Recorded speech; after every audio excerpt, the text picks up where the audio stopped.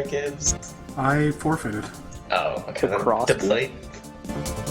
You forfeited the practice? Come on. No, I forfeited because I was lagging out and I had 80% loss from my first game. I still won that game though. Extract, and if you win the tournament, that means that I could have won, because I totally beat you that one time. Yeah, totally. So, Wait, Extractum won? No. 80% No, loss okay. in my first game. I got a lucky forfeit still off won. Dino, so. Who's streaming it, Penguin? Extract, and if you win the tournament, that means that I could have won. Don't you have a streaming channel? No. Let's go to Turtles Club. Turtles stream. I can't help you with that. Actually, I can probably help you with that. Let's go to Turtles stream first time.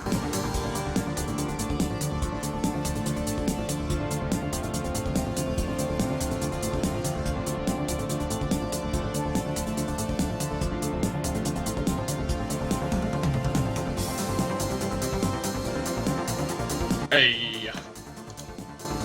Hello.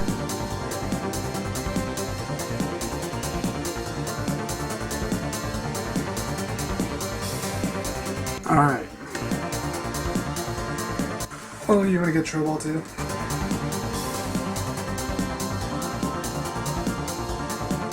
Juking under the influence, and who's Drift? What's Drift shitty team? Is that the actual team name? Yep. Woody Bowie? Woody Bowie? Okay. What's the other team? Ludafisk. Bally.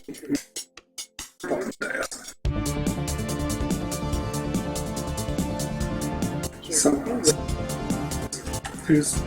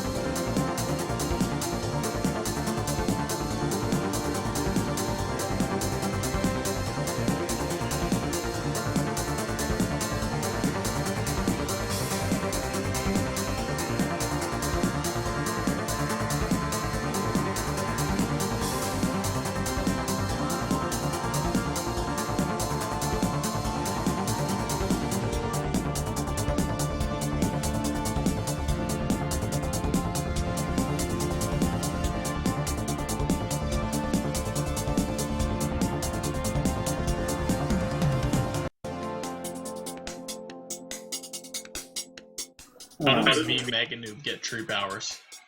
He sucks in the dick. You what? Sucked some penis. Fuck him.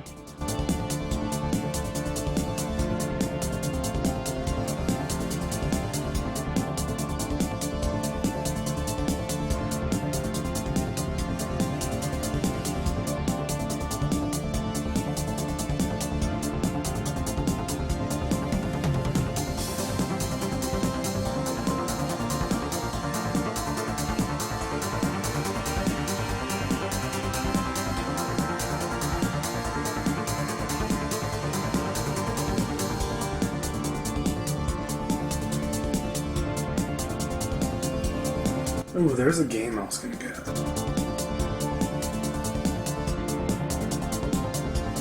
Inside. Inside. Okay, I think we got you covered, but yep. It's okay, it's okay. Oh my god. Oh, I thought I had it. All I just told four you. came in at It's once. Curl, Super Mesh, Mac Daddy, and Shays, I'm sorry for lying. Well, at the time when you called it, we had one in base, and all of them just flocked in. We're like, oh, that's never mind. Oh yeah, no, Shays, yeah, we got you, we got you. Oh no, they're all here.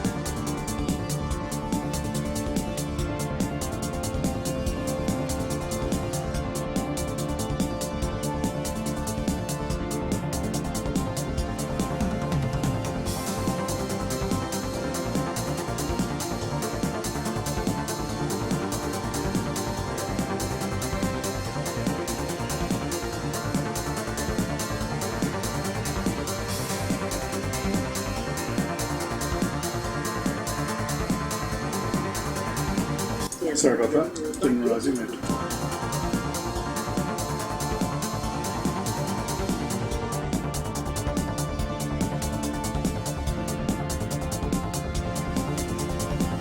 Someone come to the living room.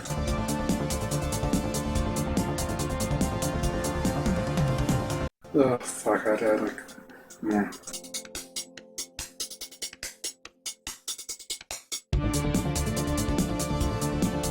Where is it?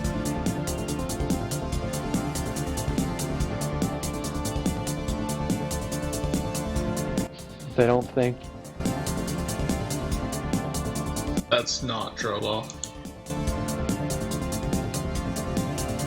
No, this was safe. Hey, what's up, guys? You ready to go? Yeah. Alright, like this minute, send me a group link.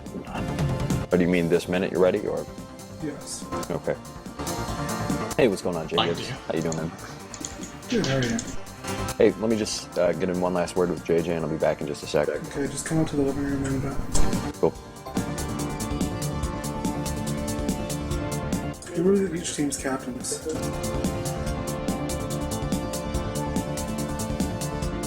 Fuck is vital.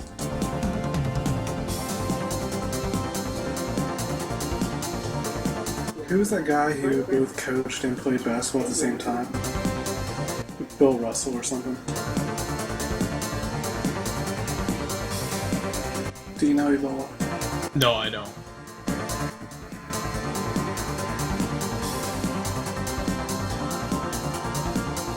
Hey, what's up, guys? Let's do it.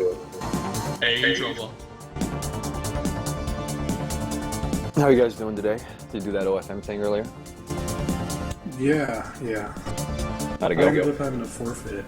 Oh, Because I no. was lagging out the entire time. Were you trying to play on Origin, or? One second. Group link when you're ready.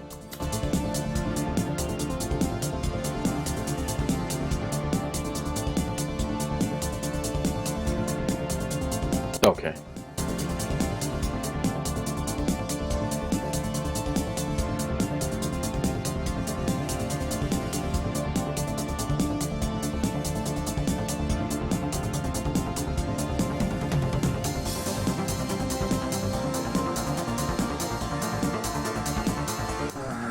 I can't. Oh no, I You don't. can't play. Tree the stream. Wait, you lost Tree? Well, give me a link. Give me exact message and I'll try it. Jay Gibbs, if anybody should stream, it should be you. Or free. Sure, yeah. You should have Tree over me and Mega Noob, that's for sure.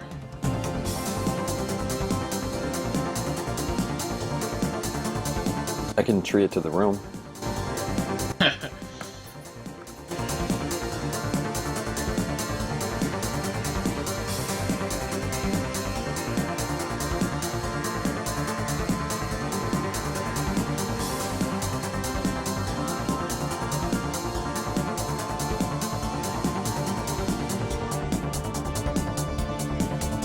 Yo, Peng, did you get any slides up or any other material? Or what's to look at? Okay, cool. You can rotate those in, and we'll keep pace with your pace. Is it up? Is it up now? Like, are we live? That's live. Yeah. All right.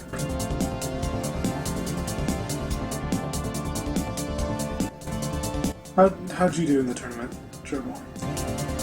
No, I had to sit this one out. I had a webinar thing I had to do. A webinar, huh? Yeah. What was it on? It was on a bunch of Cisco products that I got to work on next week. Cisco. Only the best. That's right. The most expensive for no particular reason. Well, Yeah, there we go. I got out of here. Right, just shitty team and Juking under the influence. Couple great logos by those guys.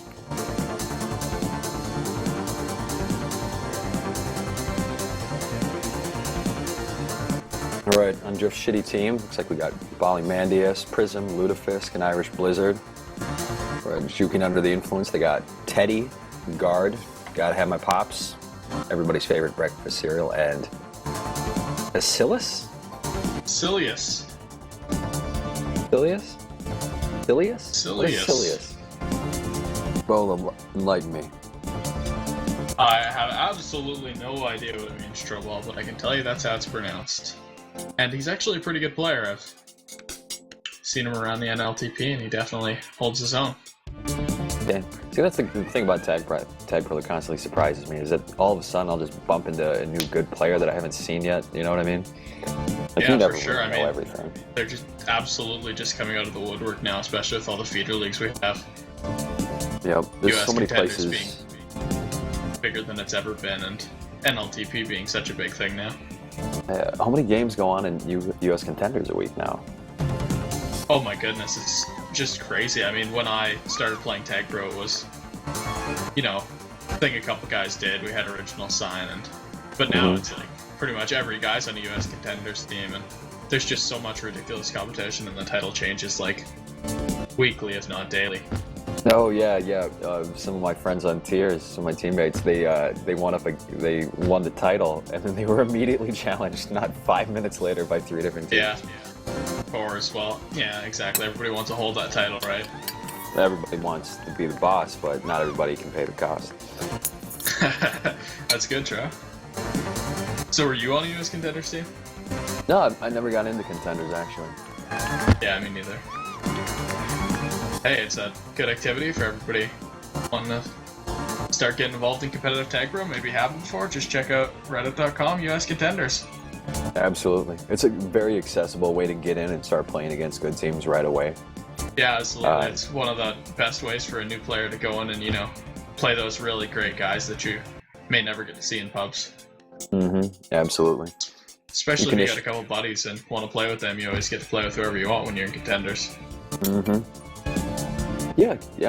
The more I think about Contenders, the more I think I want to be on a team. Maybe I'll start my own team. What are you doing, Ebola? Give me an invite and I'll play with you for sure.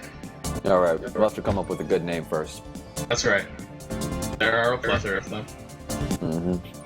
But So yeah, what are you thinking about this game so far? This game we're featuring? Oh yeah, Drift's shitty team. What a story. Original captain being Drift, who left. Yeah, kind of snuck off, but he drafted a pretty good team before he left, I guess. Yeah, he picked up some good guys. I mean, a lot of them were players just kind of that maybe didn't get drafted season 5 and then just kind of bumped over or late additions. And I think Bali and Ludi have really kind of, you know, put together a good team that plays hard, shows up, does what they're supposed to. I see him in pugs and pubs a lot. So yeah, I mean, they're that kind of next generation that'll be coming up. Bali is absolutely a star, and I know he makes every single person on that team look absolutely amazing. Yeah, no doubt. But then Juking Under the Influence, they've been tearing it up this season too. Like if you look at their results, I mean, when they played tough teams, they crushed them. Yeah. Giant Slayers. Yeah, so I mean, these are 2 really high caliber teams right now.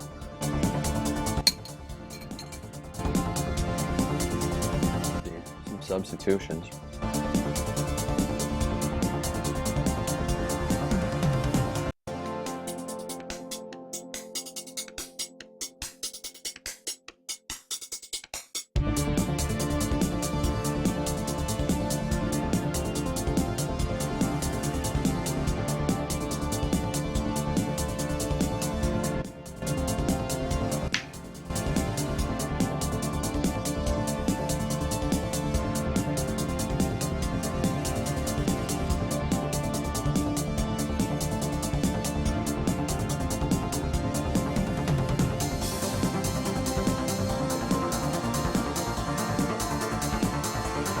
Okay.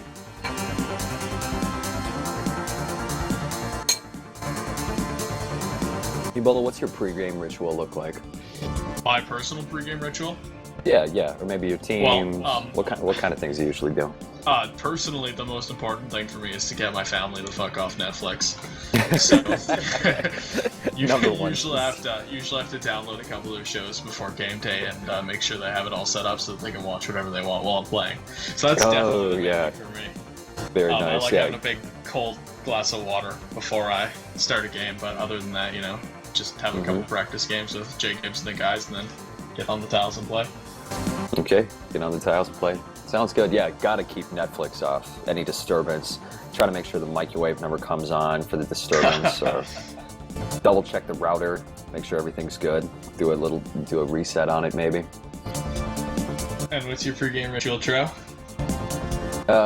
Smoke cigarettes, play some. I like to play a pug like a little bit before. Like I'll get out an hour before I start to play, start pugging around, beg everybody to play the map we're gonna be on, just so I can get used to being, you know, some moves and things. Yeah, I know, they're not very good for you. And then get in a few practice games. People always set up some good practice games. And yeah, just try to dominate those. Take another cigarette break. Actually, the other thing I like to do is commentate on the same day that I talk. Like I like to commentate a game before I play mine. It worked out pretty well. Does it help to watch the map being played right before? Oh yeah, absolutely. I mean, you see the strats that people are playing, things that look good and not.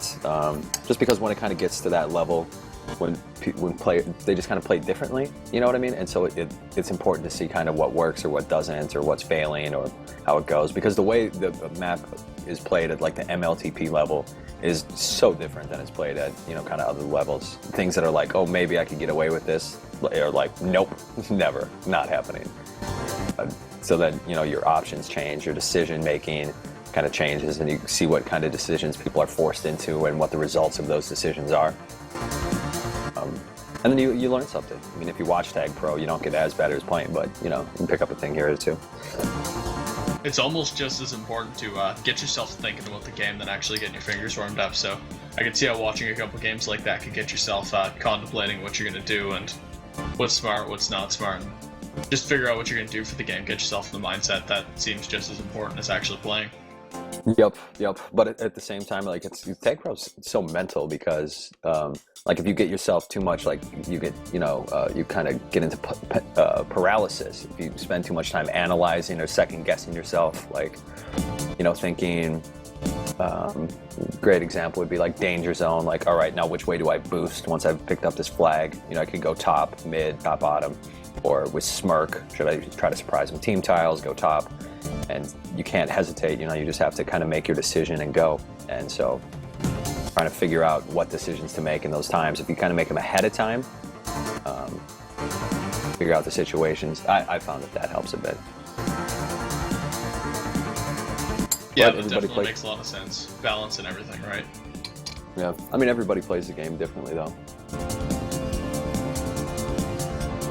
Maybe I should get a glass of water.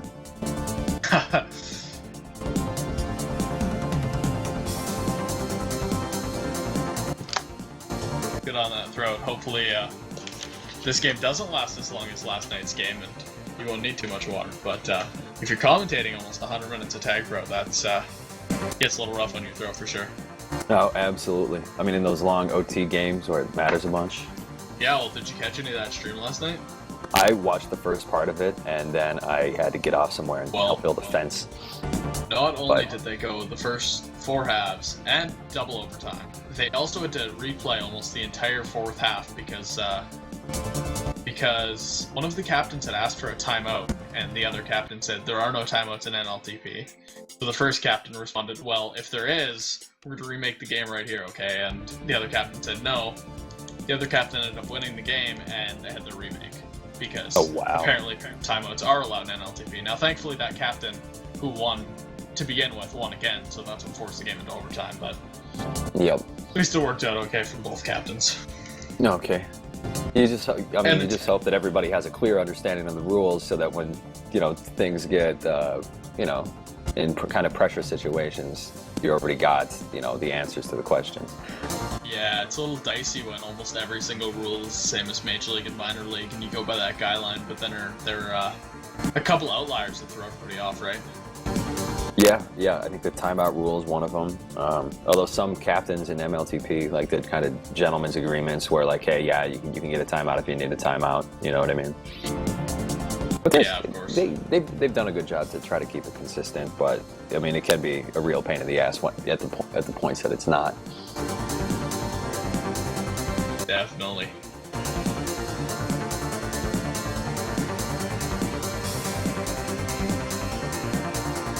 I'll be right back in a second. I'm gonna get a glass of water.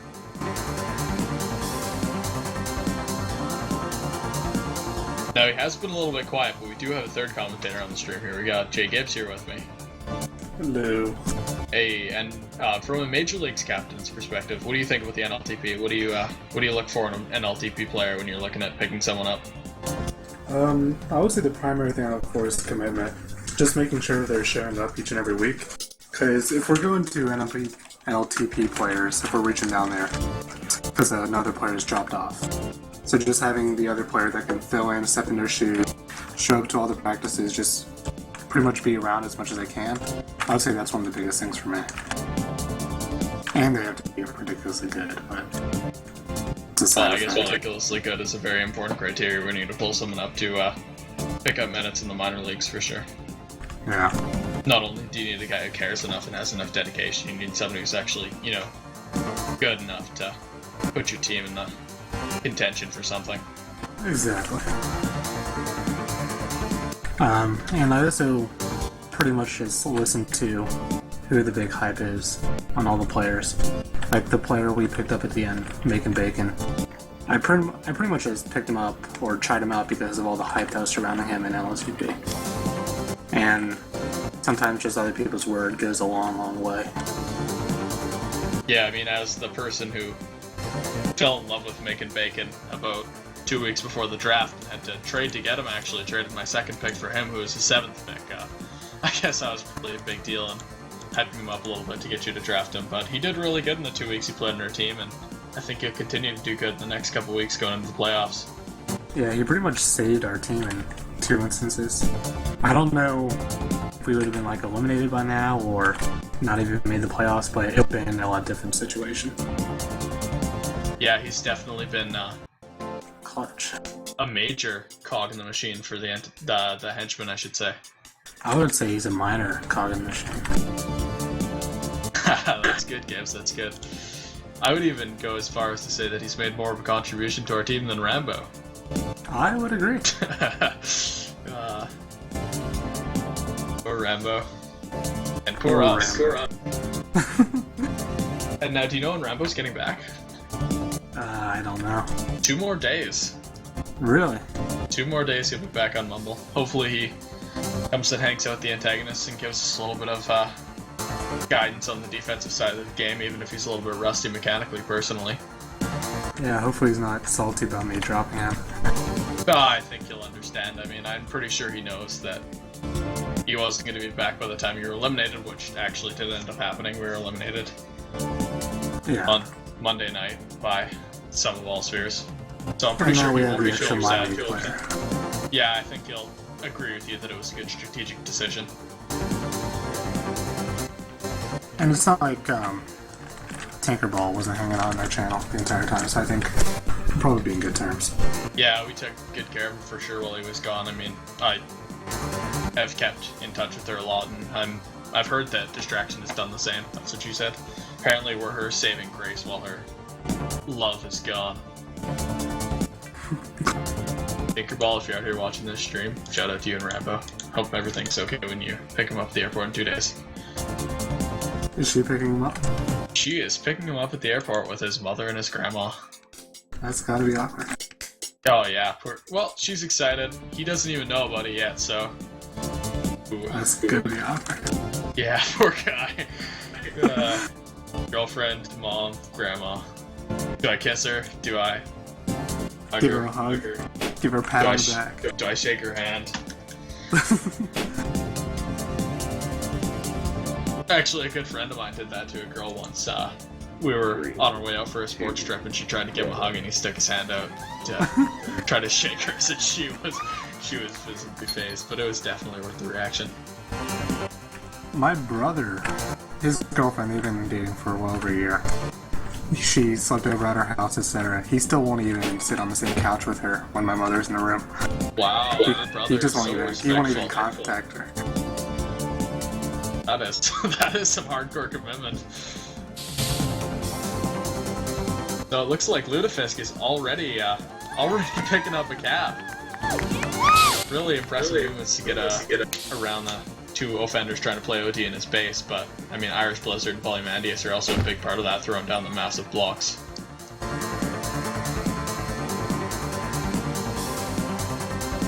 Hey Pig, you here, baby? Apparently the stream's fucked. I'm gonna jump on Twitch TV right now and see if that's the case, and if it is, we'll probably have to do something about it.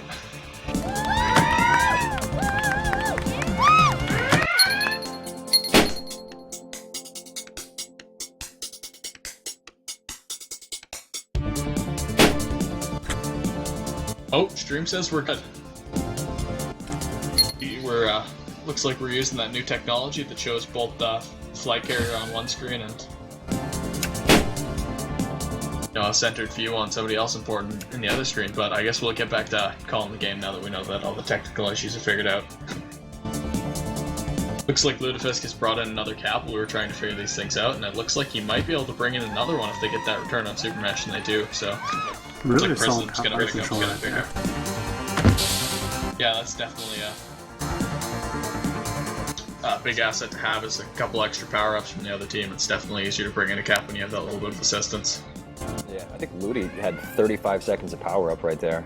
He picked up the one in base, waited for the one in the middle for his teammate to get it, but his teammate ended up not getting into base in time, but he figured it out and he got it. Ooh, got it looks like Ludafisk is gonna Yep. He's gonna get another one and run into base with it, it seems. See what Curl can do here, 2v1 with rolling. Keeping that rolling alive though. Great patience shown by him. Gets his grab and he's away.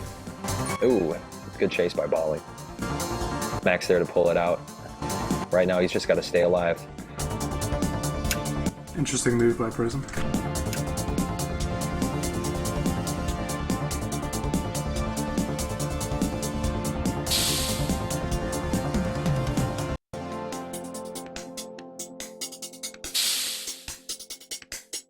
So it looks like we're back to a little bit more of that classic 45 action where both flag carriers are playing a little bit passively and not trying to run the flag into base, just waiting for a return in the right time. Yep. Doing it as he can.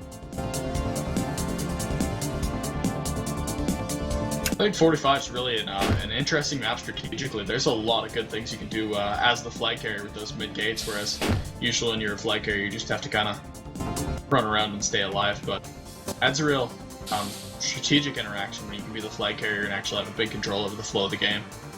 Yep.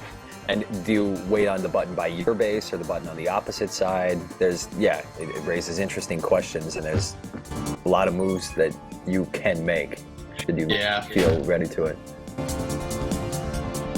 All right, and we got a reset. Yeah, and we've got Prism trying to come out of this base with the spikes. Looks like he's only got one to get around. Yep. Yeah, but Mac Daddy's gonna play some solid positional defense and get that return.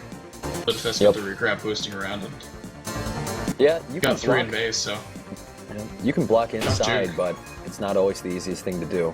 You can get by somebody if they're running inside on you. yeah, definitely. Prism A with a couple fast extra break. moves. Yeah, it looks like he's gonna be able to get around three, but Supermash is gonna come in from the back and scoop up the flag, giving his teammates a little bit of time to reposition so the Prism can't just run the flag in. It's great awareness by Prism. Looks like that power up. Yeah, it was really good, even though it was tag bro. He's gonna help himself out for sure, meaning that the other team can't get it. Yeah, I think he knew to make his run for middle right at the time. What an incredible cap, beating the person with Juke Juice and just barely taking it by a pixel, really. Yep, pixel perfect. You have to practice that a lot of times to know that you have that just like pixel worth of flag for you to be able to score on. Yeah, it was absolutely a great play. That's going to be one of the highlights of this half for sure, even though we're only halfway done yet. And I'm actually thinking right now that it might have been in Mac Daddy's best interest to just grab the flag instead of going for that tag. Because I think if he would have taken a beeline for the flag, he would have beat Ludafisk to the pixel and been able to save that cap. Good D by Irish to set up on that boost and get the return. Yeah, sometimes if there's an opportunity like that, you gotta take advantage of everything, right? As soon as that boost spawns, you gotta be able to Wait, take no, the this flight could- carrier with it, or else suddenly he's gone. This could be a lot of trouble. Ludi had that tag pro in base, Tag and pro in flight carrier base. had rolling bomb. You hope to score on all those, you know, to convert on it nicely. Prism with a good move. Yeah, he's just a little too hasty when that tag bros in your base, but I guess it ran out almost immediately, and he wouldn't be able to make good use of it anyways.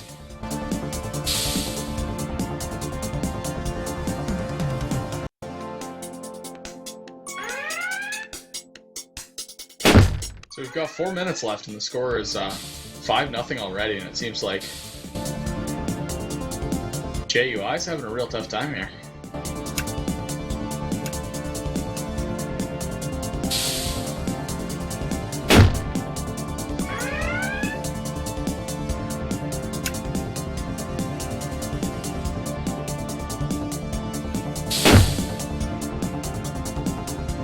Well, looks like JUI's got all 3 power-ups now, so they should be able to make at least a cap out of this.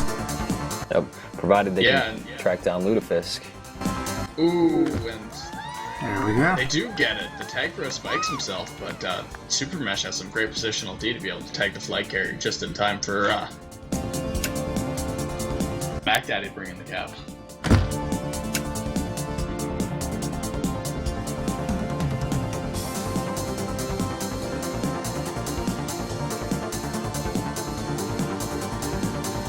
Let's see if Prism waits for Looks like that. Lutefisk before he makes his move. Yeah, I think they definitely must have communicated that Lutefisk was there for a regrab because Prism went for a really risky play, and We didn't Lutefisk get yeah, a yeah. really risky play. Yeah, he had enough time to set up his boost on the spikes, and I'm sure he's made that move before. But that time it didn't pay off for him. yeah, it's always really unfortunate when you go for something super flashy that doesn't pay off for you and you just kind of look a little bit foolish, Yep. especially when it costs your team a cap. Well, considering how well he's been playing the rest of this game, I think he can survive with that one little mistake. Yeah, I think when you get the confidence, when you feel like you're playing well, and maybe when you have a cap lead, you get to start playing more aggressive, and a lot of times that kind of calculated risk can pay off for you. Ooh, it looks like Prism's just gonna get to the pixel on that button before Mac Daddy's able to escape. Thankfully, Curl has the regrab, and he's gonna be able to try to shoot it again while Mac Daddy comes back for his regrab. Move just Irish there, and oh wow, they're keeping this one close. Yeah, some great blocking, and really in the last 2.5 minutes, there's been 3 caps for JUI, and they've been able to hold themselves together for sure. Yep. I think Started what's getting more happening is they power-ups. haven't... Exactly, that's it. Yep. Were you about to say this? Yeah. Yeah. They started I thought- getting. Yeah, map awareness. Yeah, as Literally, soon I as think Jake these teams pointed are it out. pretty evenly matched. It's just a matter of who has the power-ups at that moment is when we see these streams and caps come in. Yeah, as soon as they got that 3 power-up lead and kind of took control, they've almost been out of control since then. 3 caps in 3 minutes is no small feat. Looks like Prism almost intentionally spiked himself to get Lutefisk around to that boost, and he's going to take the boost perfectly, and he's only got 1 to beat in base. Yeah, Go. Ludi's going to score another one.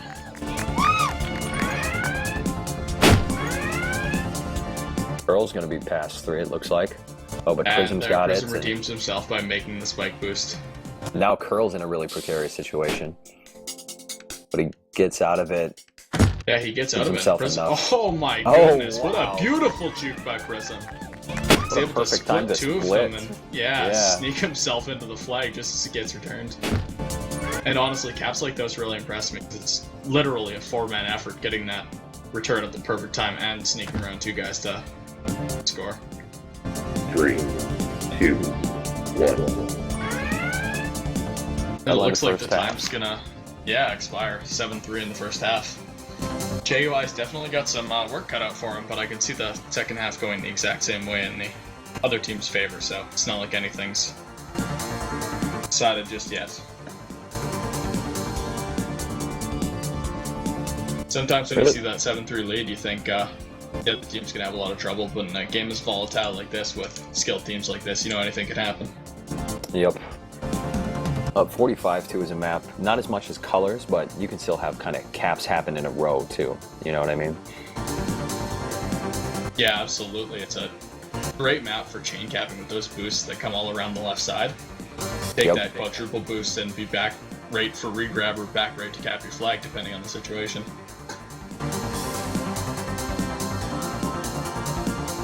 Provided that when you're trying to come into base, your teammate who just scored isn't using the same boosts that you want and bumps into you halfway. I think I saw that happen to Juking Under the Influence. Their flag carrier made contact with one of their other guys and they wound up getting sniped or buttoned. Yeah, they all got stuck in that gate. Somebody just came in and picked off the flag carrier. Really unfortunate when, you're a little bit impatient and then you take the most direct path to the opposing base for grabbing you. Your flag carrier's way is a little bit too hasty. Yep. If you're not communicating just about perfectly about where you are, where you're going as flag carrier, you bump into teammates. And also, communication is so essential in getting the returns, too. I know that's one of Jay Gibbs' pet peeves when anybody gets in its way, whether it's a defensive player or an offensive player coming back for a grab. Yep. I do want to point out in the last game, Ballamadeus had a very quiet but really awesome game.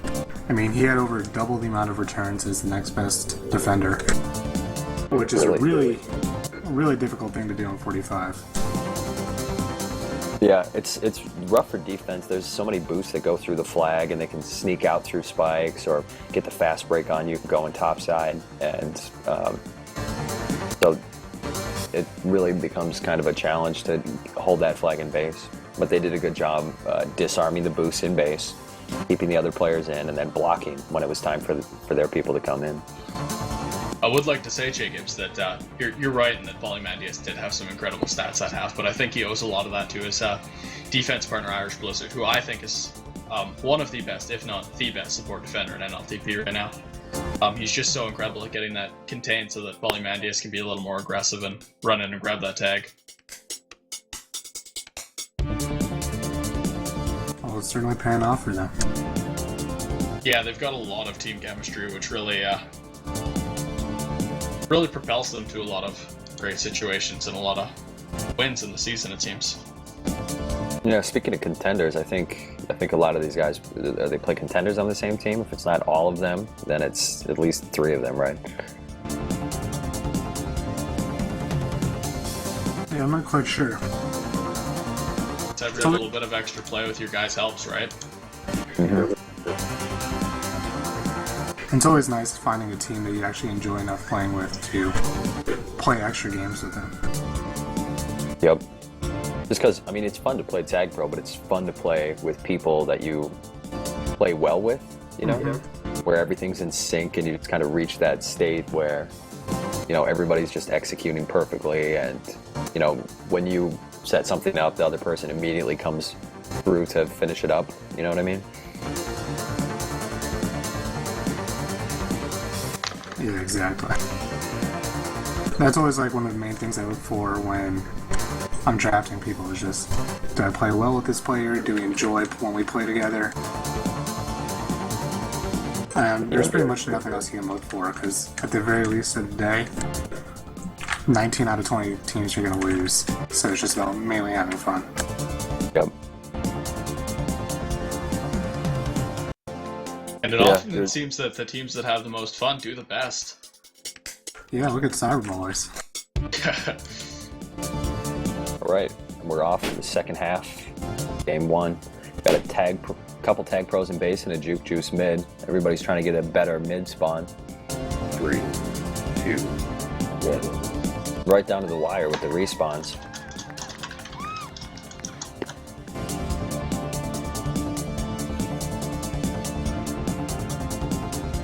It's interesting that NLTP is almost seeming even more of a competitive level than minor and major league tag pros, because you don't really see that competition for the spawn as much.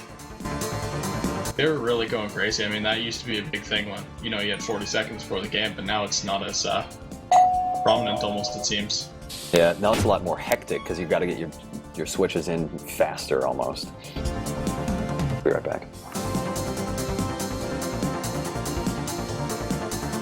I think I just heard the troll bell.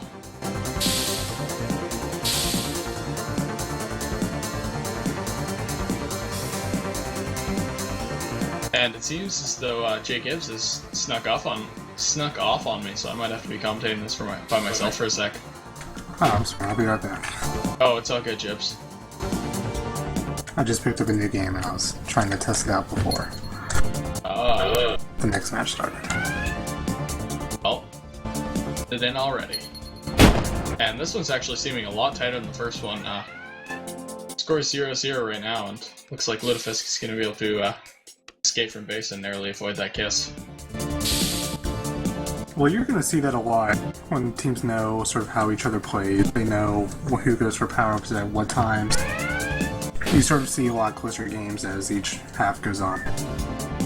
Yeah, you start to learn your opponent's playstyle and learn to prevent what they're trying to do almost. Exactly. Yeah, there's really nothing novel by the time you played 15 minutes of Tag Pro.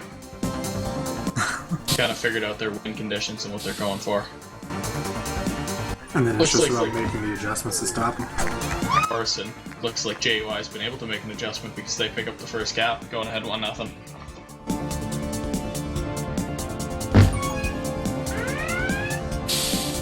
Now, they were down 4 at the half, right? Yeah, 7-3 sounds about right. Okay. So now it's a 7-4 game, and it's starting to look even a little bit tighter, especially if they can get this return on Ludi here and Chase can boost in for the cap. It's like Ludi's rolling bump's going to be diffused, and he's going to be able to get away scot-free. He's going to come through this tunnel and circle around into his opponent's base and boost back up all the way around. Super Mesh is going to wait patiently for that regrab, and looks like he's going to get it soon if Irish Blizzard can convert, and he does. This is such a difficult map to chase and contain on that it's really, really easy to get those regrabs, because there's almost never going to be anyone anywhere close to you by the time that the flag gets returned. Yeah, really hard to get a reset on this map for sure, but it looks like JUI is going to be able to do just that, getting 2 Flaucets in a row, and Super Mesh just narrowly misses that spike boost, and I think if he would hit it, it would have been a sure cap for him. Sorry, thought mic was off when it's on.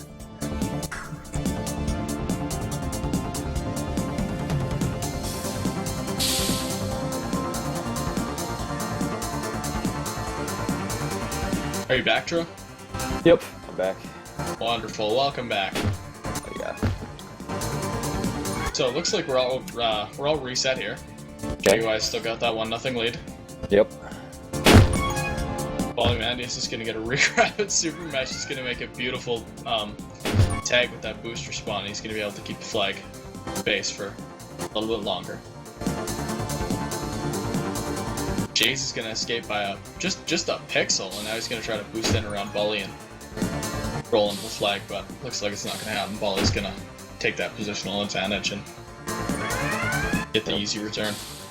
Nice return by Bali, and then a very nice recovery by Irish to get on that button for the regrab kill too. Getting that regrab kill can be the hardest part.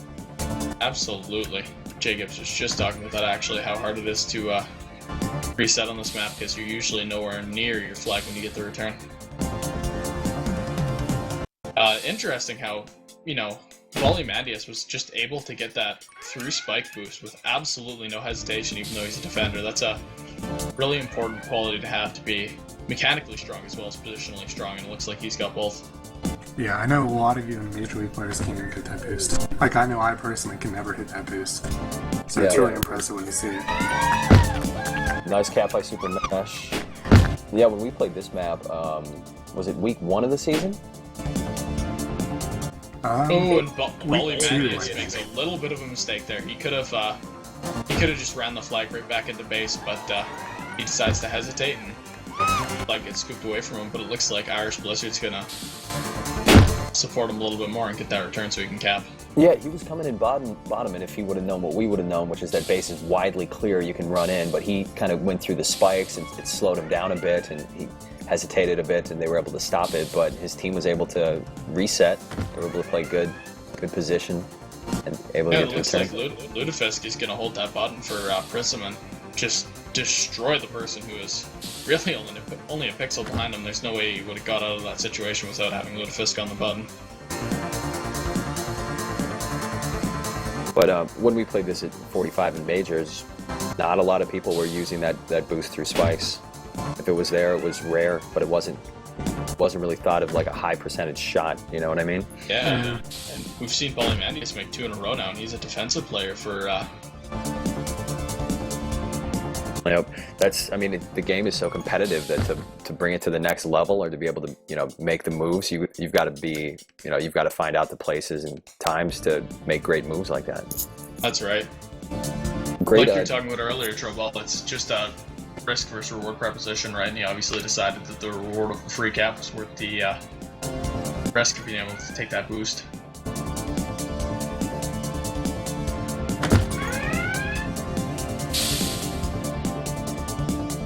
Looks like a return on chase will be a cap for Prism, but they're not going to be able to get it, and Irish doesn't account for that boost spawning. Earl with just gorgeous blocks on that button, and he's able to hold off both Irish and Polymandius from being able to tag the flag carrier Shaze. But it looks like Shaze is going to get returned anyways as Ludafisk circles back around. Gorgeous boost. Gets past though, yeah. Yeah, I mean, sometimes it's those great mechanical plays that separate an awesome player from an amazing player. Yep. Being able to make that boost perfectly 5 times out of 5 is very important, and establishing yourself as an elite player. Yep. Yeah, there's a few places where you can do that. Boosting through Unholy Sea or coming into base off a corner in colors. There's a few places where if you can make those really kind of fine movements, then you kind of set yourself apart, and you've given yourself another extra weapon. Great boost by Ludi. Yeah, again, Ludafisk. Not only is he an amazing offensive player, but I'm sure you've heard about his defense Smurf Milk King, which gets incredibly impressive stats actually for a defensive player. Yeah, the way that as soon as that guy was popped, he didn't go for the flag carrier or anything. He knew right away that he wanted to go to that boost, and then he set it up in, like a quarter second flat, and then took a shot. Yeah, these guys are doing absolutely nothing but impress me this game. Just an incredible level of play so far, it seems. Yep. And the games are, I mean, in a 3-2 game, the other team is putting up a hell of a fight, too. Yeah, they... Juking under the influence, I mean, they're a solid team. They play a lot. They've definitely been able to get a couple of caps on their opposition, and it's definitely no small feat when you got Polymandius and Irish Blizzard on defense.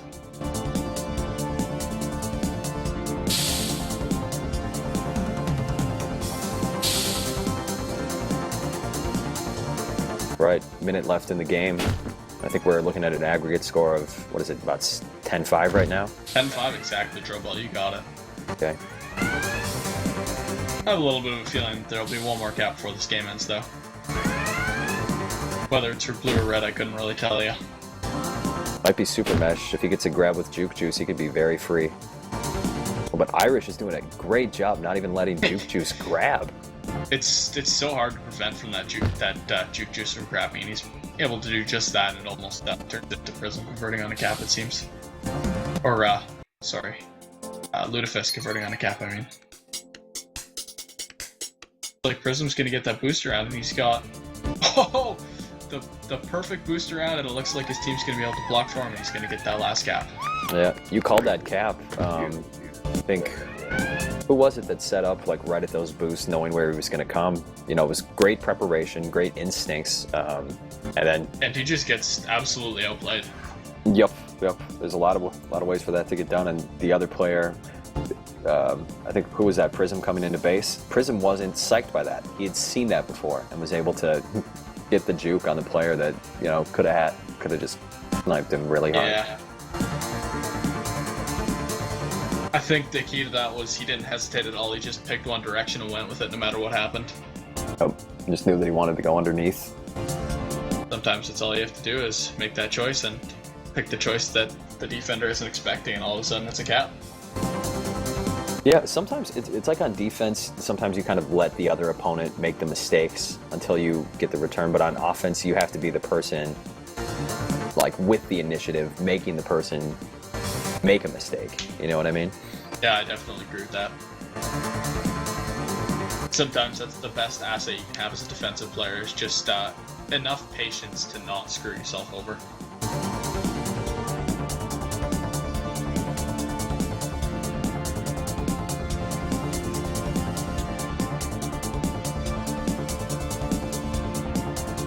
It does look like DST is going to be able to close out that first half, though.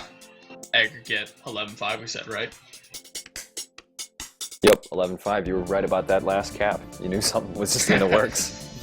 Hey, you can never expect a game with two teams with offensive players as skilled as this. You can just never think that, you know, this is the end. There's not going to be anything left, because, you know, guys like this always have a little bit more gas left in the tank. Yep, absolutely.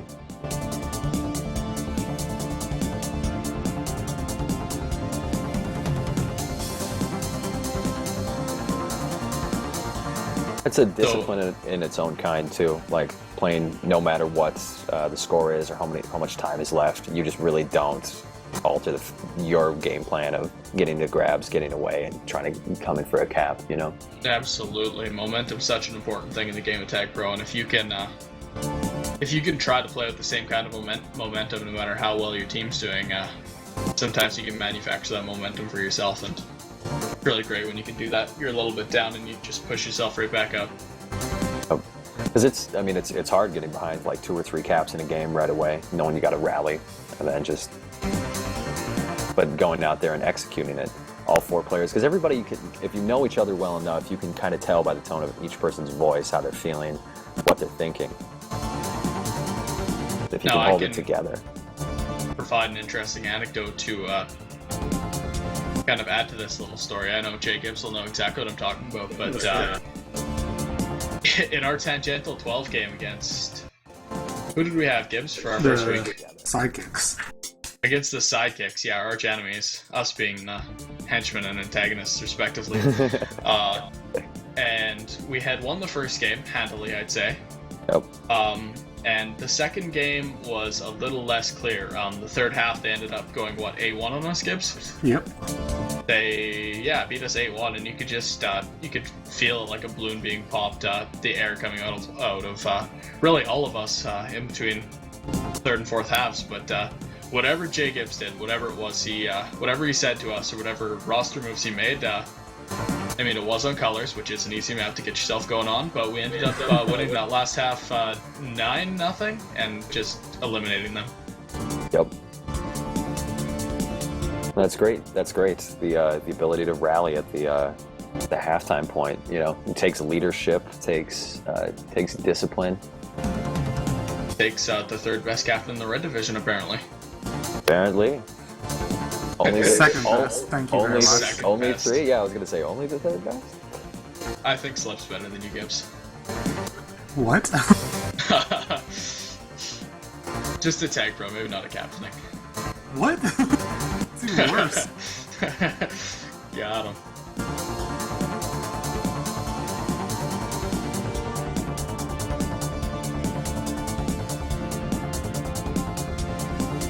Okay. Word to Irish's mother, apparently. You're following along in the group chat.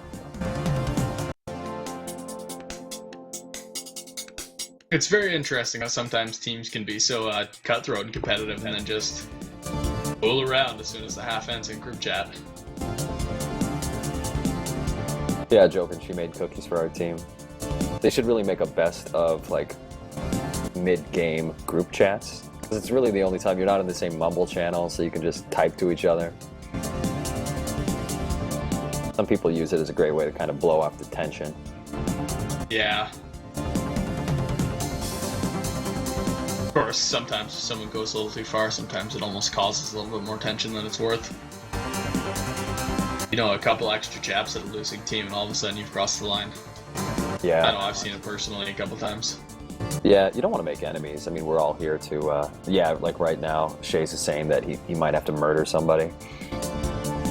Hopefully, I think he's joking, but yeah, in these high pressure situations, people take, you know, will get compelled and get easily, or not easily, but I don't know, it matters, and you don't want to be a jerk and make enemies, you know what I mean? Yeah, of course. I mean, I'm pretty sure the #1 rule in the rule book is don't be a dick.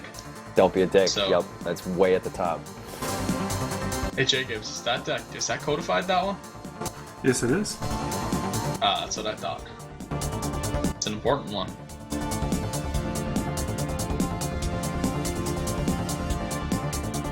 And I'd say the #2 rule would be don't start with only 3 guys on your team, so it's like we're going to be held up a little bit while we wait for Irish Blizzard's mother to make some cookies.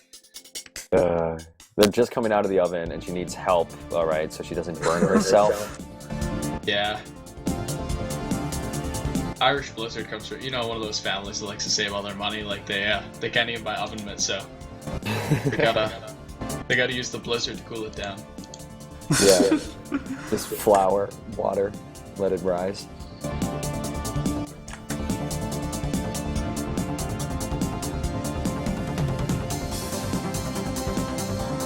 And it looks like JUI sub Juke Keekley comes in and says, "You all waited for me, right? This is the beginning." Facetious and hoping that his team didn't just taken down the first half 11-5. Well, if you're here, Juke, it's a brand new game. First game score matters, but only in the fact that you didn't win it, and so now you got to go out and do something different. Now, I will say that Juke Keekley will be a contributing factor in this game. In my opinion, he is one of the top, if not the top, NLTP prospects coming into the Season 6 draft.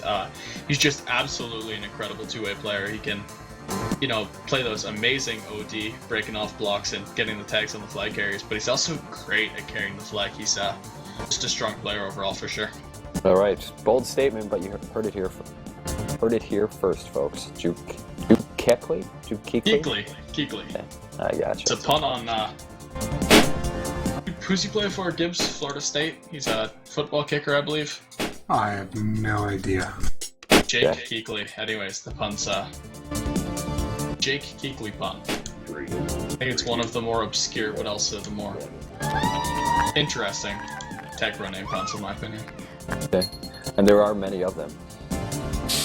I think my favorite is Ball Punyon. Ball Punyon. I've always had a thing for, what was it? Not Wolf of Ball Street, because that one's just been overdone too much. Alright, game's off to a start. All Juke Juice power-ups. Been keeping people pretty conservative.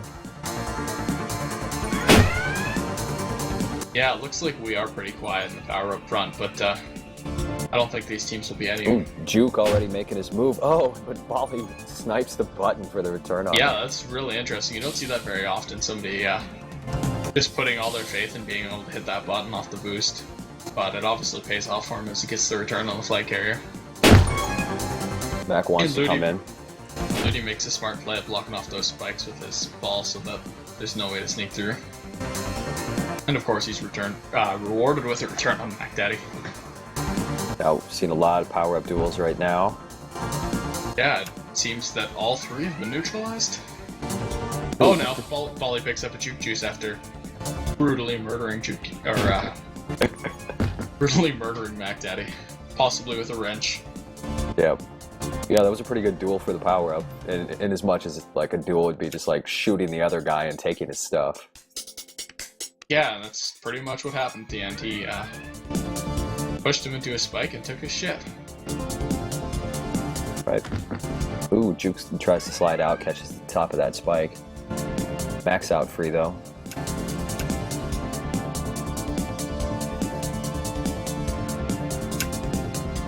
It looks like Bali Mandius is going to be able to split all 3 of them and sneak out of base, meaning Mac Daddy's not going to be able to convert that for a cap.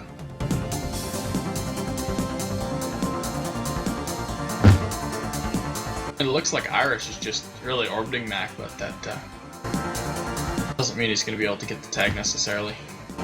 Ludafisk with beautiful button control, and the only thing that's Volley stopping can get his Prism. return here. And it's Ooh, a tough one he's with him got hiding behind that Juke spike, sadly. frozen. Yep. Ooh, and looks like Jukes could just be able to make the decisive move, and Polymandius can't position himself fast enough to get the return. But he does get that return, and it looks like he'll be contending with 3 guys trying to grab on him.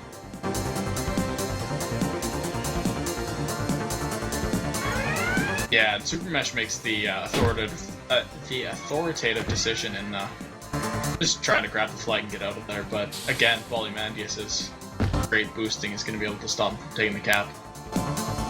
Ludi tried to go top there, just ran out of wall to work with. Yeah, he's probably pretty butt mad right now with that one. Duke gets out nice and slowly that time. Makes sure that he doesn't catch any spike. Oh, they got him. They got Prism pinned, and Yeah. Juke already having an impact. The first cap of the game to Juke Keekley. Yep. You gotta really Although- trust your teammates in that situation. Yeah, he absolutely did. He figured his guys would be able to hold the button, and he snuck right through and took the cap. It was a good thing too, because the rest of the team, the rest of Drift's team was coming crashing topside, and I think if he would have went through spikes, he might not have had enough time to cap. I also think that any more hesitation, and he wouldn't have been able to get all the way to the flag. Gets by a couple. Bali. Oh, great snipe by Bali.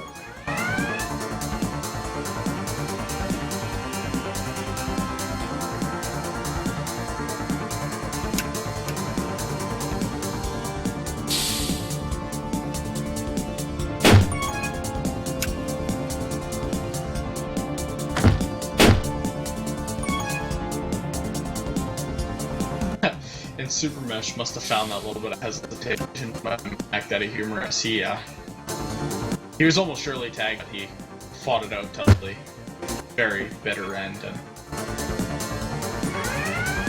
sometimes that's very bad communication by Super Mesh and Mac Daddy, and Super Mesh is going to try to go through those spikes just as. Oh, great! Bali Did you Man see the block out by Bali?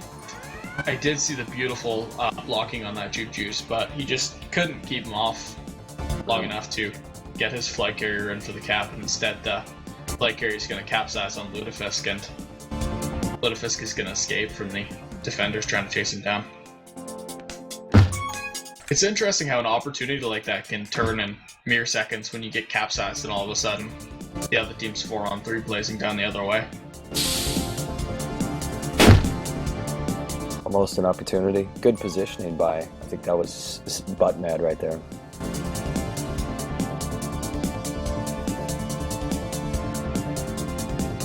And it looks like Ludafisk is going to try to shake off Super Mesh while he tries to boost into base, but it looks like Super Mesh is doing exactly what we talked about. He's just playing that patient game and Now waiting for Ludafisk to make the first mistake. Yep, Luda can go aggressive right here because Prism has it with the Superman. That's the kind of thing you communicate to your teammate, like, hey, Yep, and it looks make like him that move. Superman's out, but Mac Daddy's going to be able to get out by only a couple pixels and make sure he gets out of base, and that's Ludafisk from getting that cap. Ooh, and like I said before, you get out with that flag, and all of a sudden it's a 4-on-3, and score a cap. It's just such a crazy momentum change when you're not able to convert and the other team converts in your place. Yep.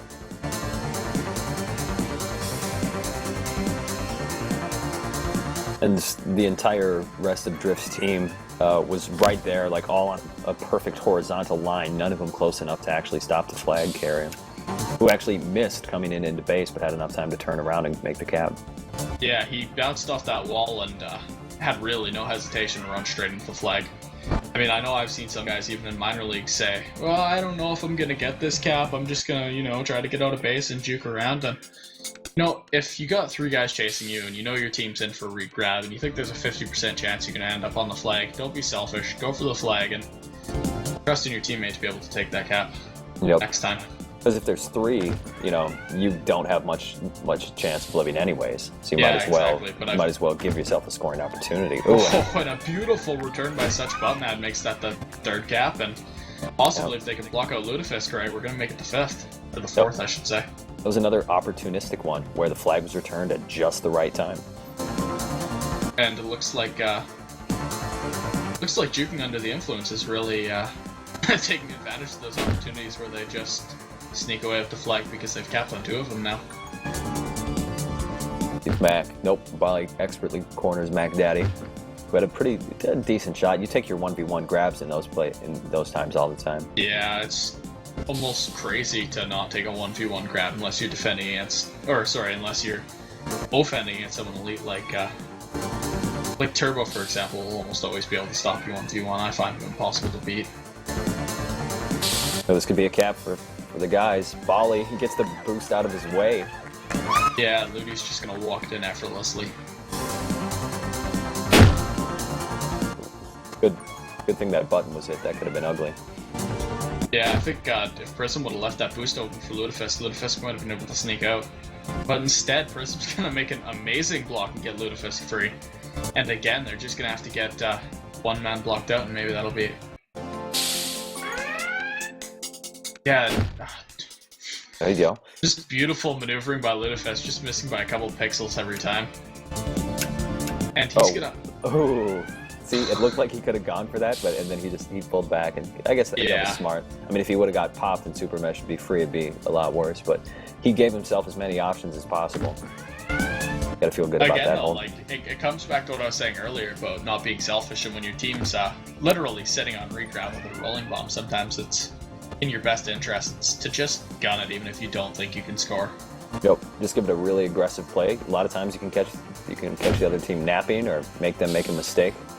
And you know what? The worst thing that's going to happen, honestly, is you get popped and the opponent runs into your flag and your team gets one return, and then all of a sudden it's, your flag carrier's got the regrab and he's coming in, and you've got 3 blockers in base and they've got only 3 guys instead of 4, like when you were. Prism almost makes the boost through spikes.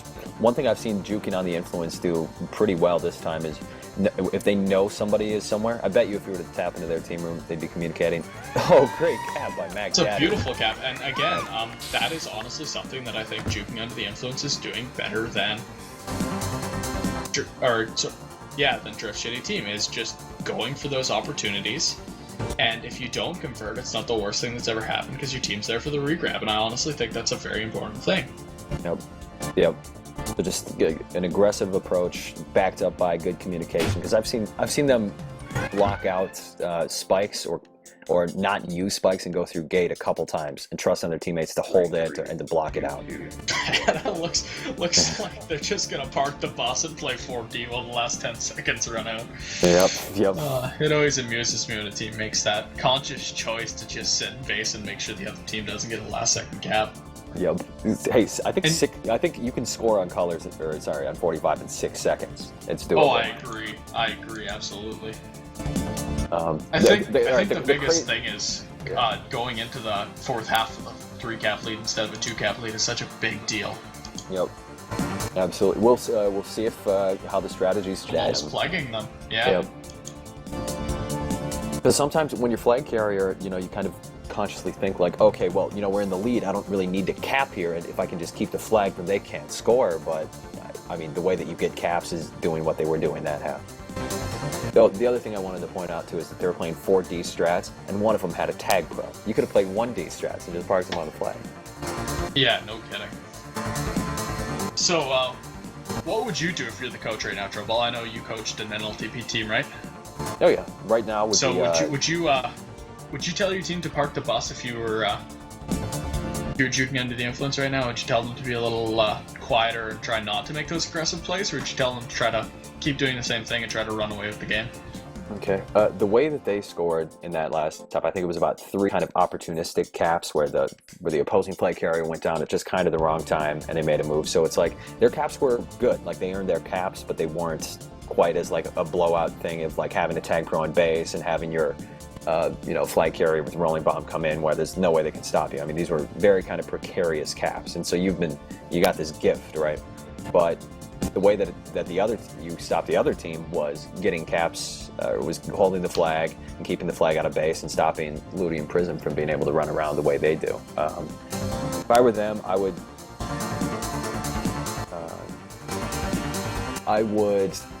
be giving a good halftime chat right now about exploit. Just playing your game. Kind of keep up what you were doing last time. Focus on power-ups, because power-ups, you know, dictate a lot of control too. So that's what I might do if you were here this time. Is I'd tell people, like, if you ever get to a marginal situation, go get the power-up instead. Because the person with the power-ups, you can tend to hold the game at a status quo. You can cap with them better, but you can also play defense a lot better with the power-ups. So you think the number one thing is just being able to take those power-ups, and the other team won't be able to take all those caps back? I think if you don't want the other team to score as much, you put an emphasis on power-ups. If you got a single player playing offense with Tag Pro on their base, you've stopped it. If you got a Tag Pro playing defense, you've stopped the grab. So, yeah, I will explain for you, Ludicrous.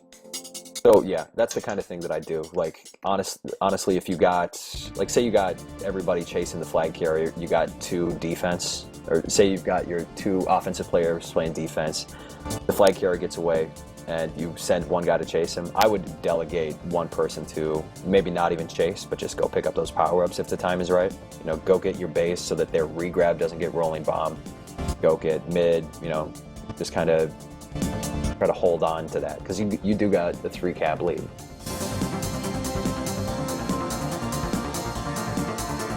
But mainly, I mean, for Drift's shitty team, what you want to be saying here, and what I'm sure Bali's saying is something along the line of, you know, they know that they're the better team, or they believe they're the better team, and so you just tell your guys, you know, like, hey, look, we're good, just play our game. This is far from insurmountable, and we can win this half with just a few caps. So that's what I'd do. No, I don't know if you're watching the chat, but we've got some serious controversy. Serious controversy. It seems as though Juking played more than 10 minutes in the B team game, and Ludafisk is trying to fight to have a little bit of a problem.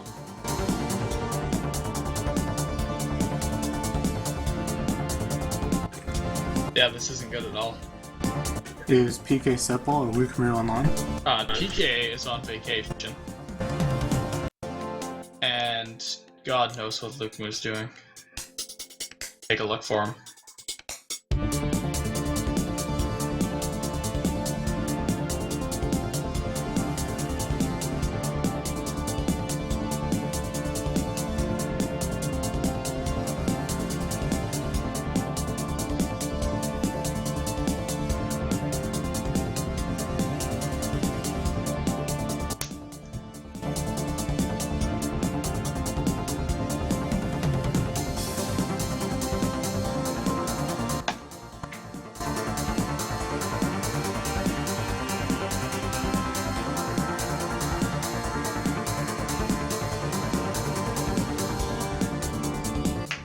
So, are they calling a timeout to solve this? Yeah, they're having discussion about it right now.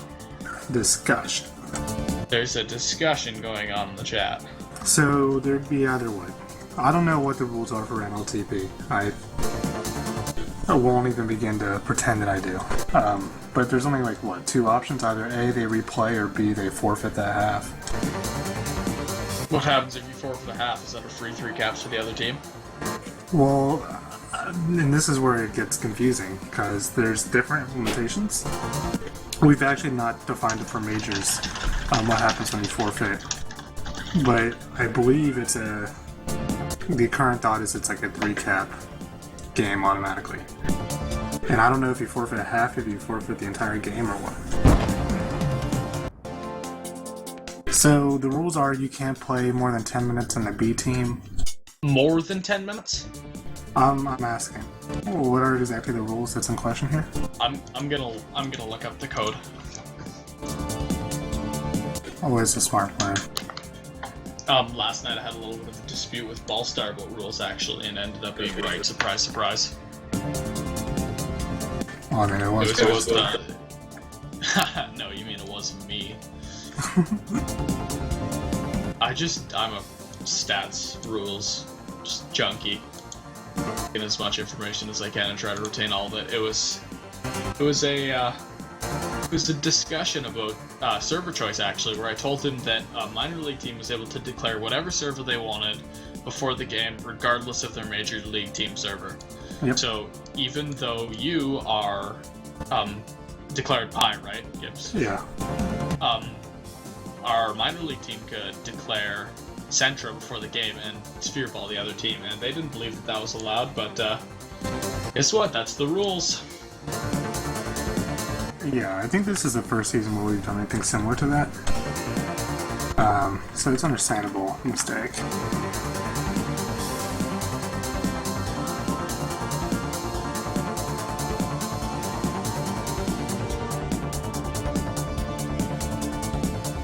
What is rabbit? Or Bob, please. I just call him Rabbit for some reason. Hell if I know why.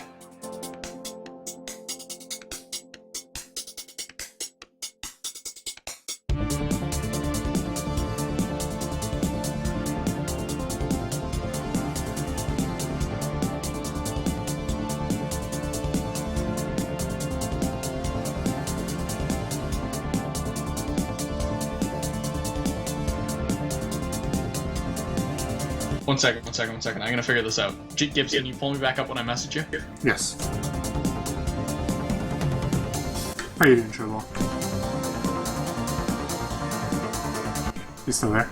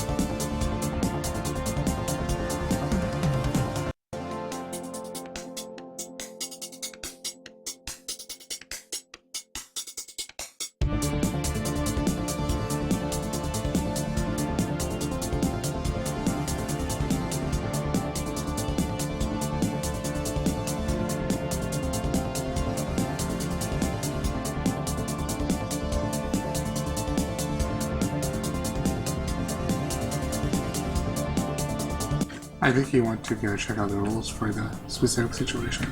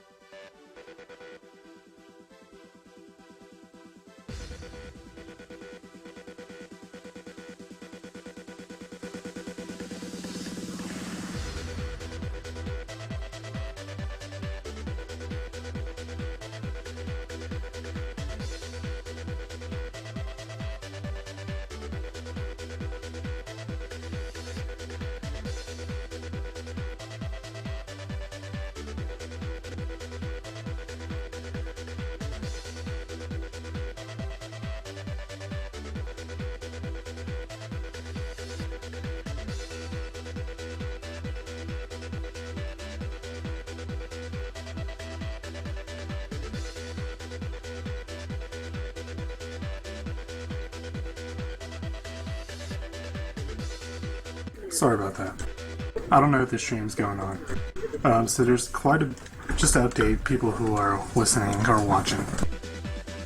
The big concern is there's a rule in NLTP where if you play more than 10 minutes of A team, you are ineligible for B team. Now, I think JUI or DST, they played their B team match first. Now, how does it work vice versa is the question. Because I think Juking played a few matches in there. So that's what the whole debate is about. What's up, son?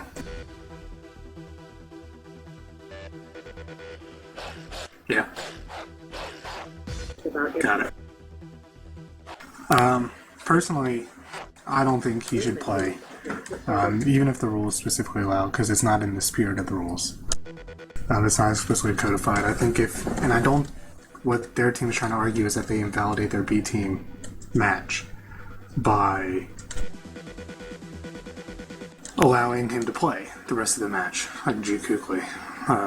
And I don't believe that should be allowed either. And the reason I believe that, and a lot of players disagree with me on this, if you do that, say Juking played their B team match and they lost, then they lose nothing by invalidating that game. They're able to work around the entire rule and still be at no disadvantage because this is playoffs and they would have been eliminated. That's where my concern comes in. So you could have like better players playing in the B team.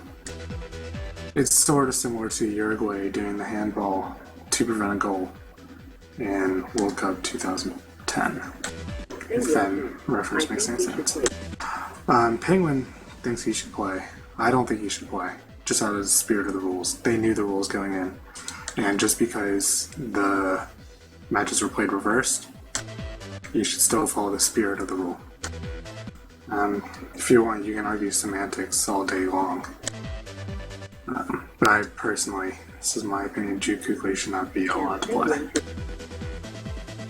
Yeah, but they're purposely stepping around a rule just because they played their B team match first.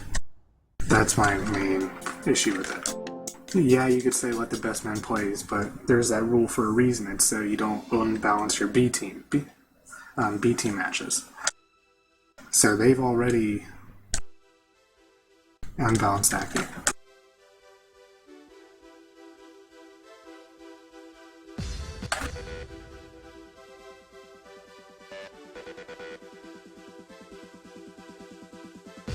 I'm curious to see what people on Twitch think about it.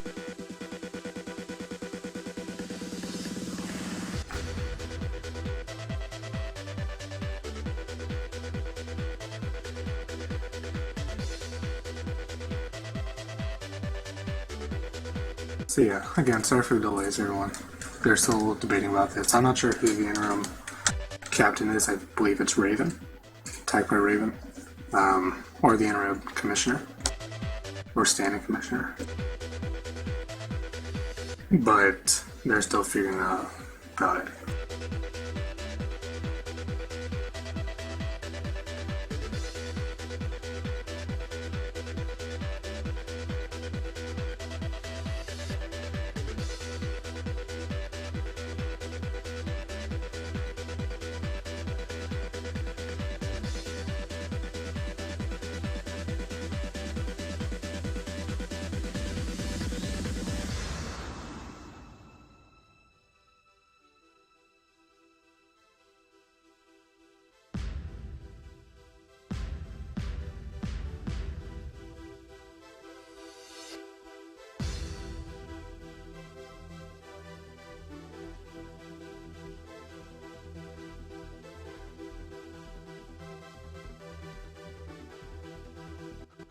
But at the same time, if we consider, okay, so if let's say the A-team game had happened first, and Keekly had played however many minutes he's going to play, like 40 minutes, let's say, and then he proceeded to play more than 10 minutes of B. That B result then would be invalid. the only difference between that scenario and this case is the fact that the order of the games has been switched. So it seems valid to me to say that like if you have a player that plays a team, ABC, I'm not group leader if you're talking to me. It seems valid to me to say that if you play a player, even if the game. Okay, the game to play. Okay. Why do I have to okay the game? I'll just say ready. Just say yes. Cool. So, what do you mean I've dismissed B Team Juicy? Okay. So yeah, it seems valid to me to say that since the only difference is that the order of the two games is switched, and a player is playing a number of minutes that would make him ineligible for B, we can retroactively make him ineligible for B and invalidate the results of the B team games that he played. Obviously that like seems weird, but I don't think that I think that is the best solution. Okay. Honestly, And if anyone has a solution that is better than that one, then please speak up. Okay. Vital. Hold on, can I talk for a second? Yeah, let's hear Drift. I made the 10-minute rule when I was still here, and I only popped back in so I could clear this up. The problem I see with this, and Raven's doing a good job without any commissioner here, is this means now, I wish he could play, but it means now that any player can play B team, and if their A team is losing, that means the A team can now retroactively forfeit B and play him in A. Right. Yeah, I see what you mean. That But I don't. Do you not think that opens up? I would have been playing 10 minutes of B Team playoff. I would have had Ludafisk play 10 minutes of B Team playoffs. I would have Prism play 10 minutes of B Team playoffs. That doesn't make any sense, Polly. Holy people. Okay. Everyone needs to stop talking. Everyone needs to stop talking. Okay. So. You gotta get the. Okay. Thank you. Yeah. Yeah, I will be throwing out mutes very liberally, starting right now. Okay. So Drift, your argument, if I understand it correctly, is that a team could play play their B team game, and then if their A team was struggling, they could sub in B team players on A team, and then retroactively invalidate the result. Is that correct? Yeah, that's basically right. What this ruling will do. So the okay. So no, my games that. Okay, I really would like to talk right now, please. I will mute people very quickly now. Yeah, exactly. But people are still talking, and it's mildly annoying because I can still hear them. So the reason that I do not think that what Drift is saying is a problem is because like the only people like his argument is that the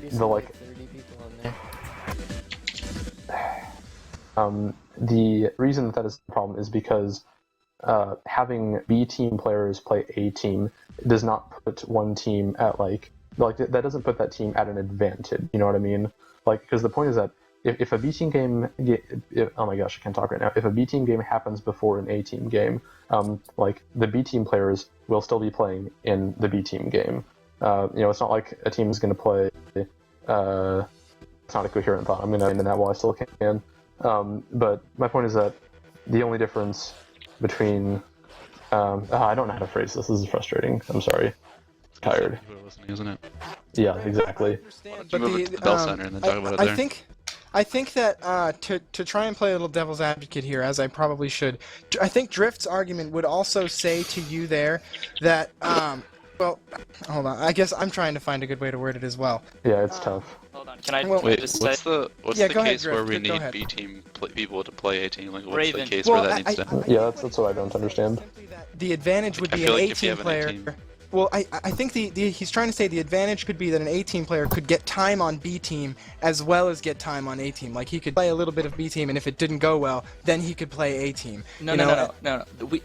Okay, so when the league was starting out, we were worried about B-team players not being able to move up. So we made the rule that you could play 10 minutes of A-team, and you could still play B-team. That's perfectly fine.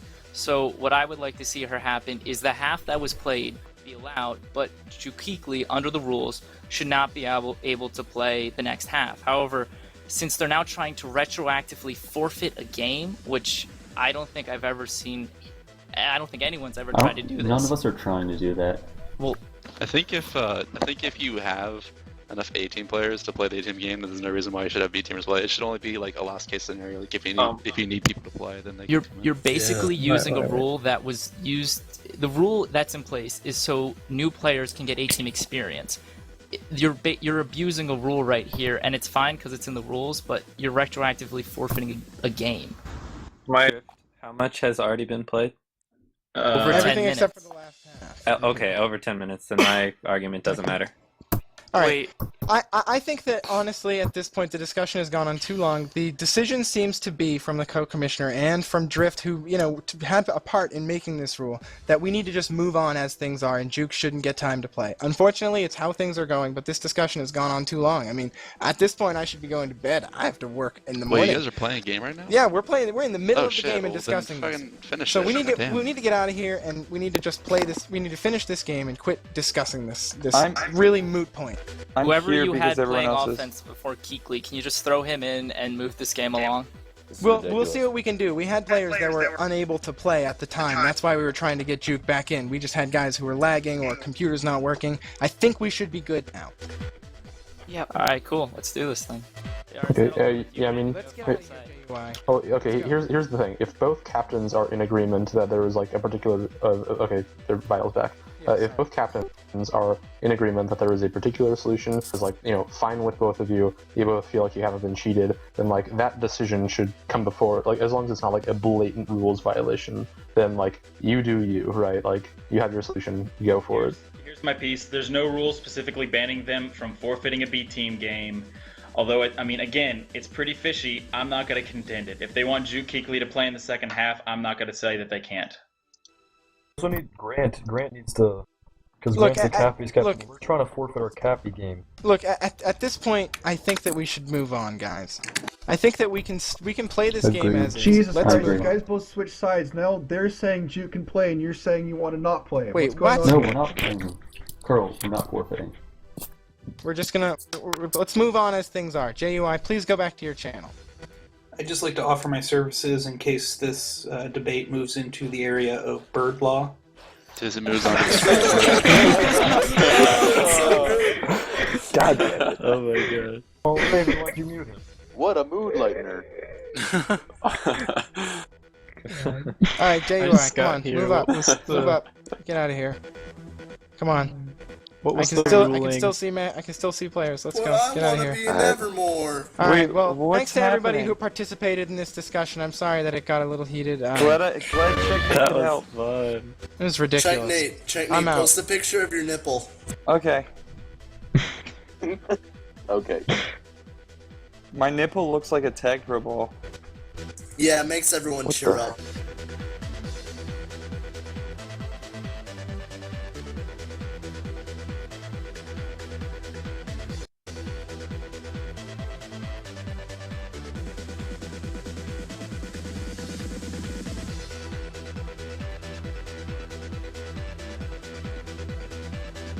Crashes before game.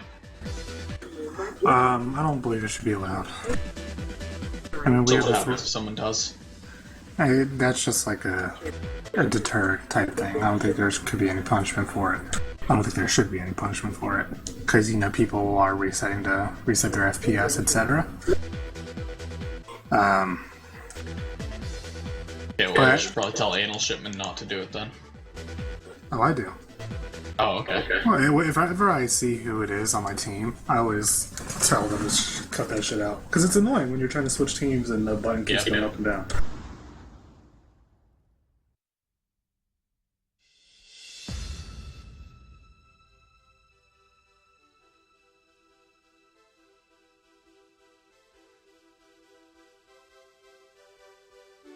Okay, I hope Penguin can get back up. Oh my god, he's here.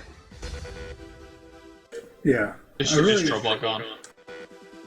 So Juke Kukli's not going to play anymore, and then they still going to have the B team game count right.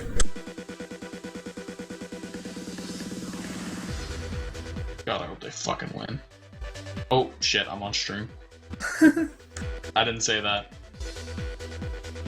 But am I correct in that statement?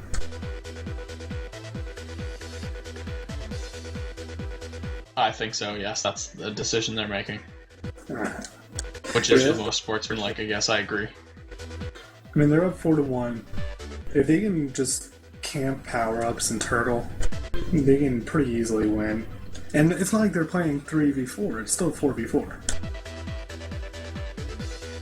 I think they'll be fine, honestly. It will just really come down to what that overtime's going to be. Oh, that's going to be the tough decision. I don't think it's going to go to overtime, Jacobs. You think DST will I think DST is going to come in with a chip on their shoulder and just run absolutely rampage all over the crippled JUI. JUI is the team that shoot quickly, right? Yeah. I don't know. I don't think so. I mean, honestly, when JUI was getting those power-ups and they were getting on that rhythm, I honestly think they look like the better team. I honestly think Juking is their best player. I want them to win too. I believe in the power of hopes and dreams. Honestly, after making a decision that, you know, respects the feelings of their B team players and respects the spirit of the rule and the integrity of the league, I honestly want, as a completely unbiased commentator, I do want Juking Under the Influence to win. That being said, I'll try to keep that bias out of my commentary as much as I can for the benefits of the people watching, because I know how shitty it is to watch a biased stream. At least you don't try to ask it. Full disclosure. Everybody hates the antagonists.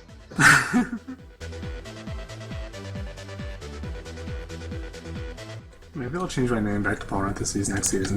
Really rub it in to everybody.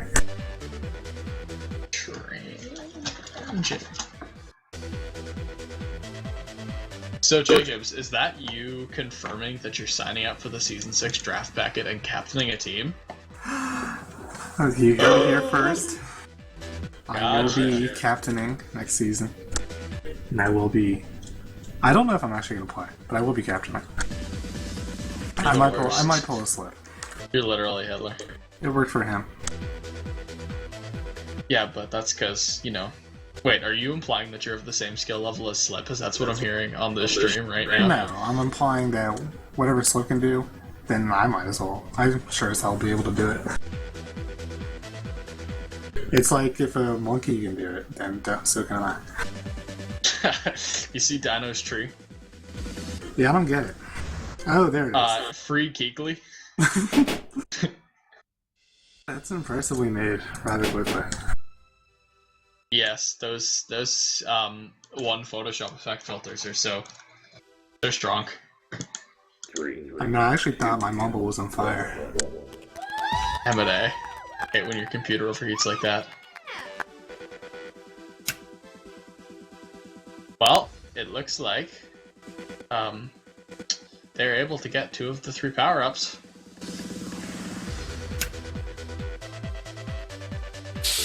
And I'm thinking Polymandius is being a little bit unsportsmanlike with that refreshing. I think he was trying to be a little bit vengeful for that switching in the first half. Just so everyone's aware, DST is a red team. I'm not sure if that's visible on the stream or not.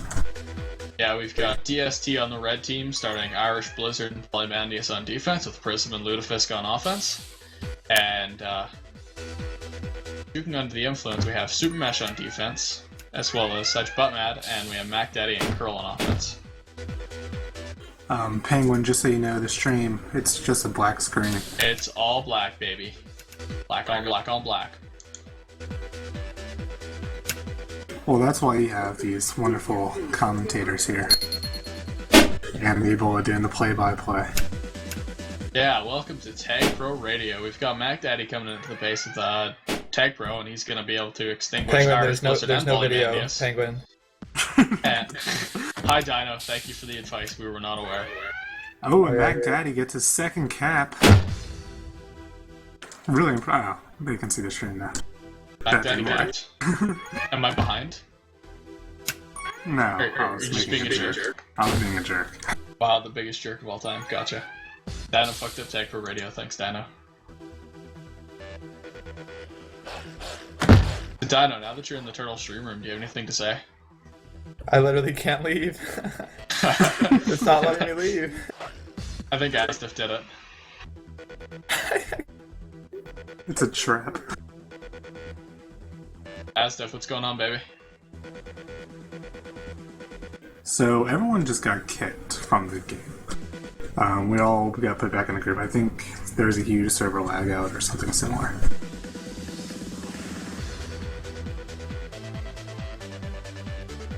Maybe it's Astif. I believe the score was still 0-0 at the mark. About 8 minutes left. Astif, what did Dino do to you?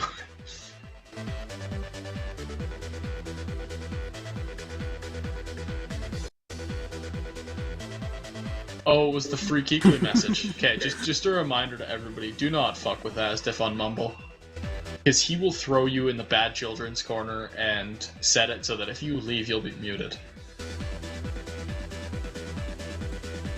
Then you'll be painfully alone, listening to Ebola and J Gibbs cast a game that is not actually even happening right now.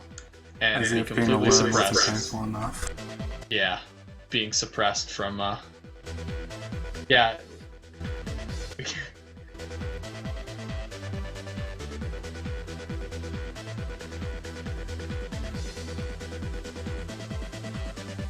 Do you know what happened with the US Contenders match that was going on earlier today?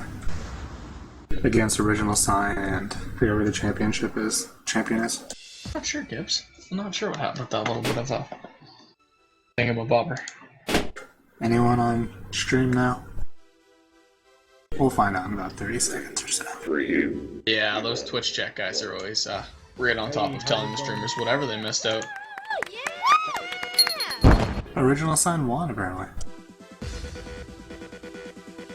Good job, OS.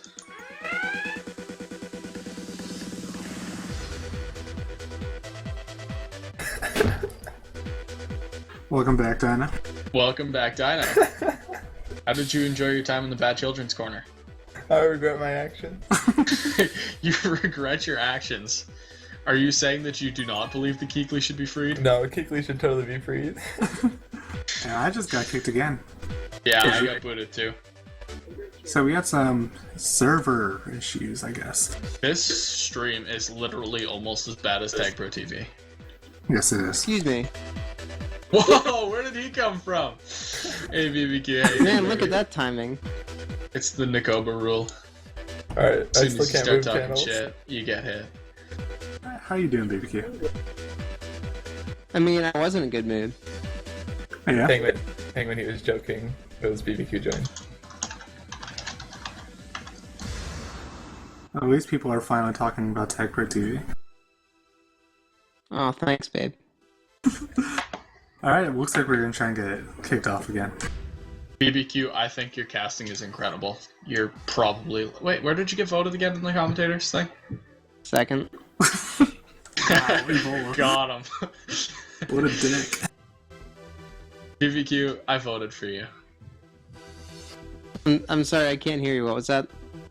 I voted for you. You're gonna have to speak louder.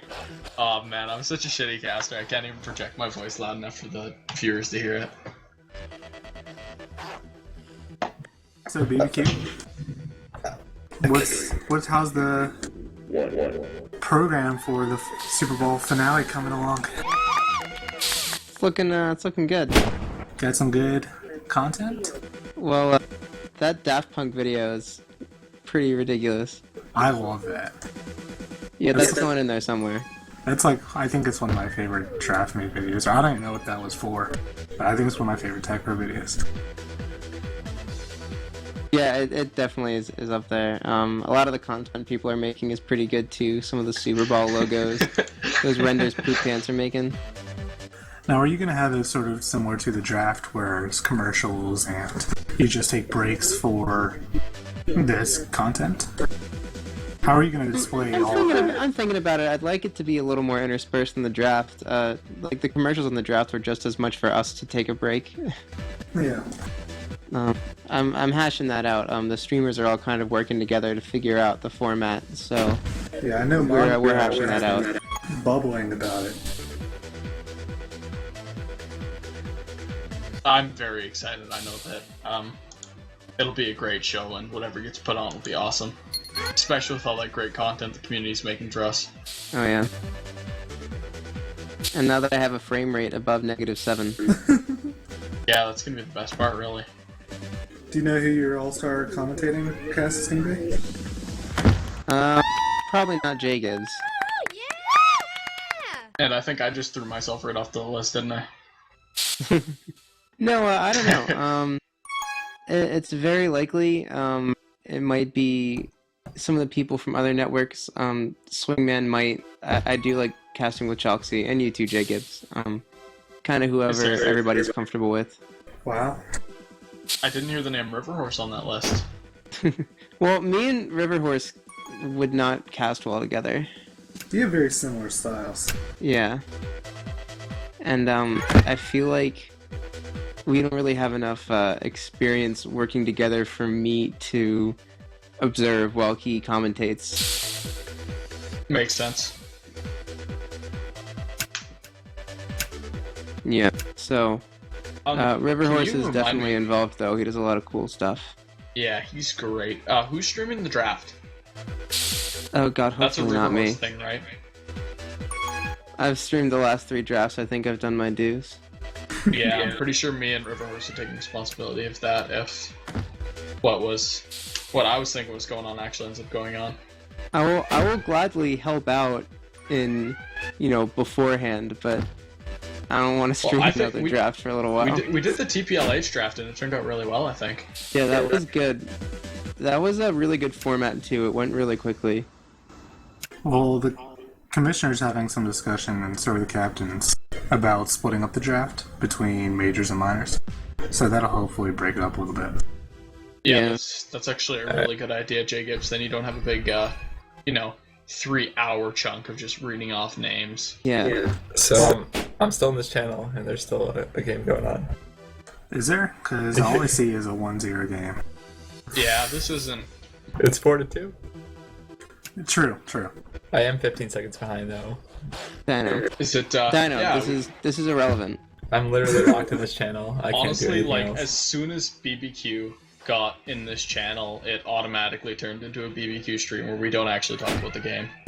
Hey, no. I just only come on. don't talk about the game How when about there's Geo- nothing happening in the game. Geo Koala last year when you brought BG in for a 10-minute interview? I remember. Yeah, because he was fucking awesome. Because BG, right? Yeah, during my game.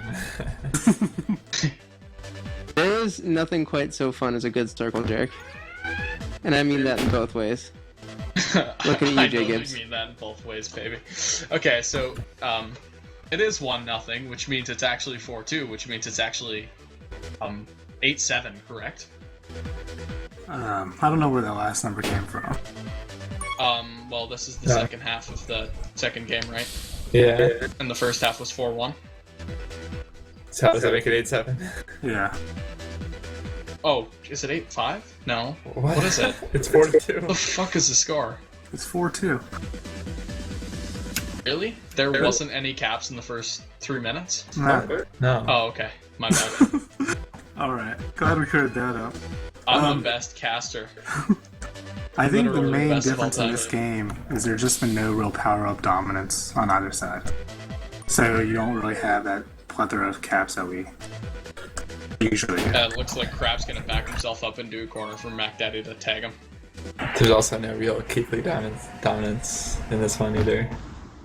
Well, it looks like they're doing not terribly without Juke. It looks like it might come down to overtime. I wonder if they're still gonna not play him. They'll still stick to their guns. You know what, Gibbs? I think they took a big leap in making that honor decision already, and I don't think they're gonna reverse that. Sure, because they would have known they would have to play overtime if they won. Yeah, and it looks like Curl's gonna pop it in, making it 5-2. I think. Who knows? I'm 15 seconds behind. I'm not a math major, baby. We know that. Mr. 8-2. Hey, if it was a rock, I'd know exactly what was going on. Like that rock solid D from PubMed. Oh. Respect. Speaking of rock solid D, it looks like Ludafisk is going to be able to sneak out past both of them, and some rock solid OD by Mac Daddy, who's able to stop Ludafisk from bringing in that cap and making the game a little bit closer. Should be. So, for those of us who don't watch NLTP religiously, like they should, what happened in the other semifinal match? Oh, sorry, quarterfinals. So, as the semifinals matches the are all been quarterfinals decided? match was streamed on Nakoba TV by none other than our own Liquid and Big Canadian. Liquid and Top. And what happened was, one team won the first two halves, one team won the third half, and then somebody decided that there was a little bit of shenanigans with the timeout call, and ended up replaying the third half. Then they played the fourth half. Then they played an overtime, and then they played another overtime. No, no, there were two overtimes, Dino. No, what happened with the drama was that NLTP has a few rules that are different from MLTP, and one of them was that you can call timeouts in the playoffs. One of the captains said no timeouts, and if there are timeouts, we'll remake right now. But until then, let's just play through the game. They did play through the game, and timeouts were allowed, so they ended up remaking. But yeah, so they got two overtimes anyways, and Rectal Rangers 3D ended up beating the White Caps. Wow. With the negative cap differential, believe it or not. How is that possible? Well, the first game, White Caps won by 7 caps. The second game, Rectal Rangers won by 3, and then Rectal Rangers only won by 1 in overtime. Good for them. I don't know if those are the exact scores or not, but that's the principle. I mean, go ahead. Co-Centers did win 6-17 that one time. I'm sort of surprised these rules have come up. Not like in general, but just the fact that it's taken so long for them to come up. Like the timeout rule and the 10-minute rule, etc. Sort of weird, or sort of unfortunate that they all manifest themselves when it's crunch time and the matches really matter. Yeah, I think basically the thing behind that is that, a team starts caring about every single little rules violation as soon as it, could mean life or death in their season.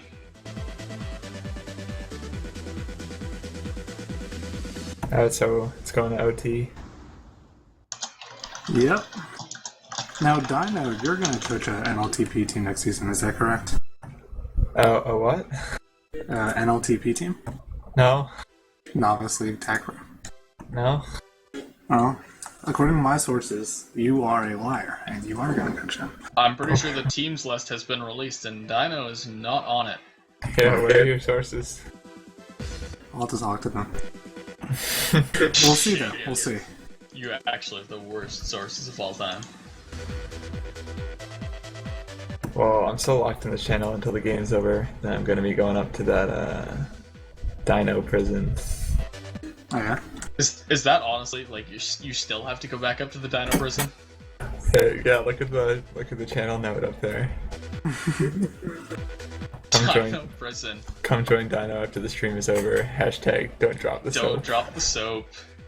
Goodness. Alright, yeah. We should probably talk about the game for OT. Yeah, I'm definitely doing OT. If I'm going to be forced to be here. Yeah. This is Do you want to definitely spectate the a game? big game for much teams. Yeah, could I spectate? So I can Much both games for both such teams. Can I spectate? Can someone give me a link so I can talk about the game? Yeah, 1 second. There you go. You're going to have to ask one of them to leave.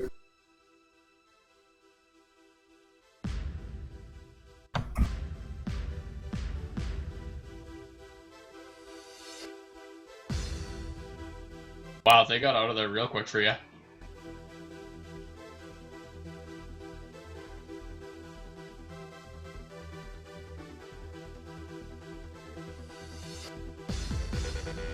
Room ready? Yep. Yeah, hey, Bull, you want to explain why it's 5.5? I believe in Novice League they do 2 5-minute halves where they switch sides. Okay. I don't know if that. I don't think that holds up in Major Leagues, does it, Gibbs? That is not the case in Major Leagues. Yeah, I think they do 2 5-minute halves where they switch sides and they switch servers if it's required to.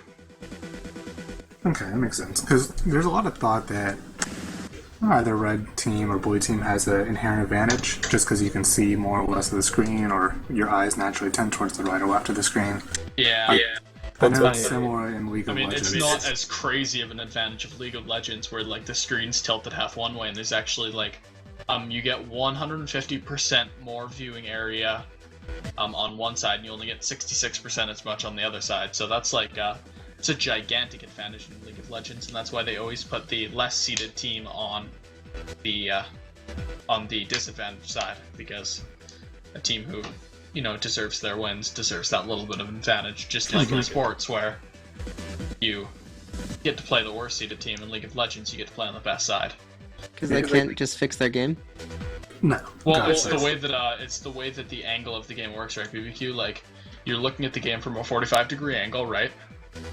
So one of the lanes is coming back towards the screen, and one of the lanes is pushing away from the screen. I don't get why they didn't just like rotate the entire game. Yeah, why don't they just make it left or right? Like you're always in the bottom left. According It to has your to do perspective. with... Yeah, I know. Riot actually talked about doing it and actually mocked up a prototype, but they'd have to completely rewrite all of the walls' collisions or something to make it still smooth from the different angle, and that's not something they're prepared to do. Good thing they have all that money from filling up the Staples Center. Honestly, we don't want to get into a StarCraft 2 League of Legends fight over here. Let's just say StarCraft is a better game. Riot is literally Hitler, and everybody who plays League of Legends is a weeaboo scrub. I didn't say any of that. Yeah, but I did. Alright, I mean, so DST Tag starts Pro is with now 2 even left tag to right. pros. That's And they're out of the base. Yeah, those 2 tag pros are going to be a big deal as Polymandius sneaks out of base, but it looks like... Curl makes a Yeah, nice beautiful boost. side boost by Curl, and he's going to be able to And beat if Lutefisk. Butnag can get this... Oh my god! Curl, why didn't you just walk it in? Yeah, I think Completely he just rushed that different. boost a little too much, and Alright, he but looked a little bit like Asdef, actually. You're gonna be put in that prison as well. I don't think he can hear me. It's all good. Alright, I so feel- they do have the advantage here with the flag out of base, though. Yeah. I was sort of surprised that they didn't take advantage of that double tag pro. I would have thought they would have gotten at least one cap off that. Yeah, well, sometimes when... Yeah, you don't have the perfect coordination, especially after playing like 40 minutes of Tag Pro and another 40 minutes of arguing. Sometimes you just don't have that communication and coordination required to get that perfect Tag Pro lead and turn it into a cap. Yeah. But here we go, JUI's got the power-up advantage and the flag. But Craft's going to be able to sneak out their flag, and yeah, Power-ups will be running out soon, and that'll even it up a little bit. It's like Prism's Wait, not what are you going to be able talking to juke out. Crap's not even in this game. Did I say Crap? And I think you meant Curl? Mean Curl, because, I bet eyes. That's what I'll blame for that one. Alright, but if Mac Daddy just went straight up to the flag, that would have been an easy cap. But You instead, can't blame him for not going straight for the flag. You didn't know that the return was happening at that exact moment. But it's a pretty big base. You're not like going to get trapped if you go into your own base. Yeah, but you're safer going around and sort of killing the entire area. Especially when power-ups are spawning within 10 seconds. When there's no one in front of you, you just go to your own base, hope that they get a return. There's literally no Looks like he's gonna try no to do that penalty. here, come back to his own base, and he's Lutefisk gonna is try gonna... to juke out Lutefisk. He's gonna, Ludi with the juke juice decides to gamble and not just grab the flag. He tries to get the return and it pays off because he gets the flag. I know. But he goes and spikes That himself is just immediately. painful, spiking himself on the middle like that. That's a completely unforced error that might actually end up Alright, costing but him. they have 2 blocks on Prism, and Yeah, apparently they have no blocks on Prism, sadly. Prism's Alright. gonna be able to sneak out of there and stop him from capping. but Super Mesh still has the flag out of base. Trying to Now, sneak one it in thing I've past you. noticed about Juking Under the Influence is that while Super Mesh is a great defensive player, he's been taking on a lot of the flag carrying duties.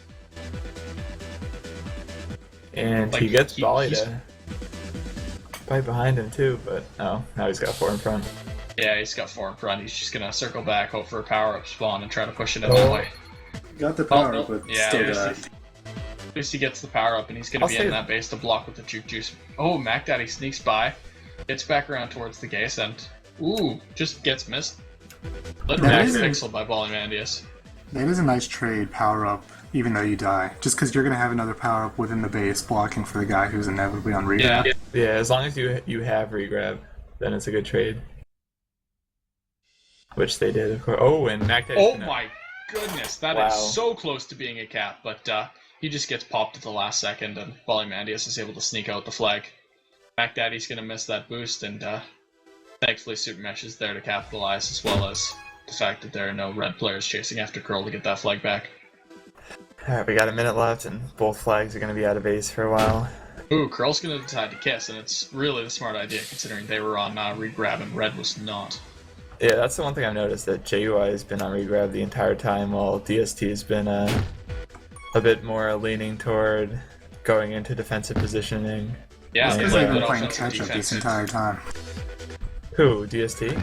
Yeah, like they've been out of position this entire time. Yeah, I suppose.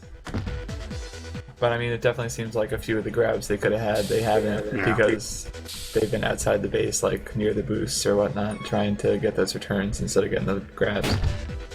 Oh, Mac Daddy, a little bit of loss of communication there, as the flag carrier intentionally sacrifices himself so he can get a regrab, but Mac Daddy steps off the flag at the exact wrong time.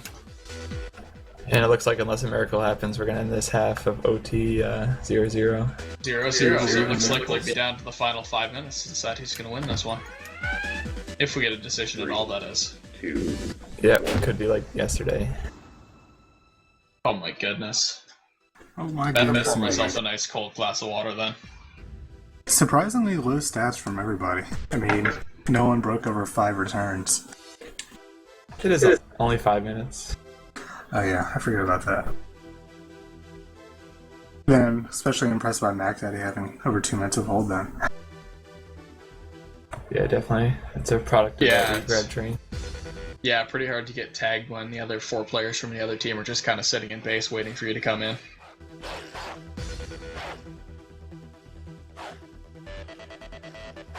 But it looks like that didn't really pay off for them, eh, Dino? Yeah.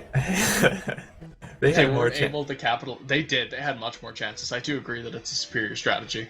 They just weren't able to capitalize on it, even though it was working so well for them. I definitely think Mac Daddy should have had that cap when he was ahead of everyone. It was intensely close. Oh, the one where he was ahead of everyone. Yes, yeah. I think he definitely had the chance to capitalize on that one. But there was also one where he was only a couple pixels from the flag. Curl in with the Juke Juice. Yeah, he split through everyone and almost had it. Well, DST, who a lot of people think is a superior team, they really had like no chances to cap that whole half.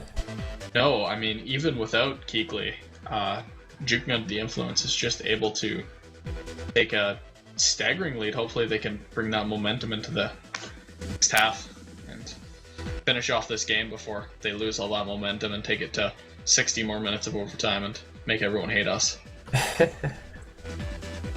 Oh. They're just prolonging my my descent into the prison. And does that make you feel happy or sad? I don't know. I feel like I could just restart Mumble, but that takes the fun out of it. I feel like you would get extra punished for just restarting Mumble. I'm pretty sure you would have to like pull an SW and never talk to anybody again and just kind of come creep in random channels and hope Astif doesn't find you. Pretty sure the longer you try to sneak away, the more severe he's gonna be with you. Who gave him powers anyway? He is relentless. We've got a lot of P breaks in this game so far. They've been drinking a lot of Juke Juice. We've got some milk breaks. They've been drinking milk, Gibbs. Haven't you even heard? Milk, milk, milk. Have you seen that movie, Milk, with Sean Penn? I have not, Gibbs, but I am a big fan of Sean Penn. Maybe I should. You should check it out. It's very, very inspiring. Is it actually inspiring? Or are you just saying that? Yeah, I was surprised because it's not actually about milk. It's about a person named Milk. Oh, so it's really not about milk. Yes. Like, not even in the slightest. Well, in name only. Oh, it's about milk, but it's not about milk. Yes. Got it. So, inspiring. Is it inspiring in like an artistic sense, as though like there's new thematic elements that may be able to lead to others, or is it like literally an inspirational film about a dude named Milk? No, I would say the latter. This was, yeah, it's a good movie.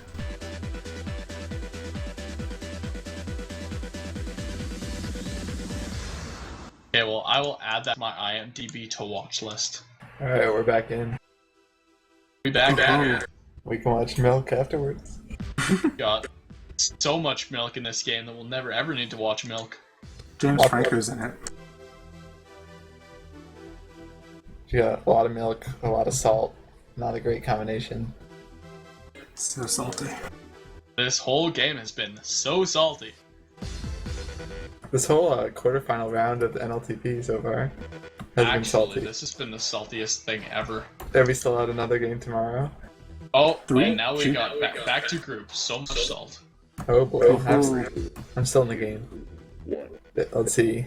There were 3 juices, so it's not like a team was seeing the power of advantage and calling it. I'm pretty sure Buttmat is just pubbing.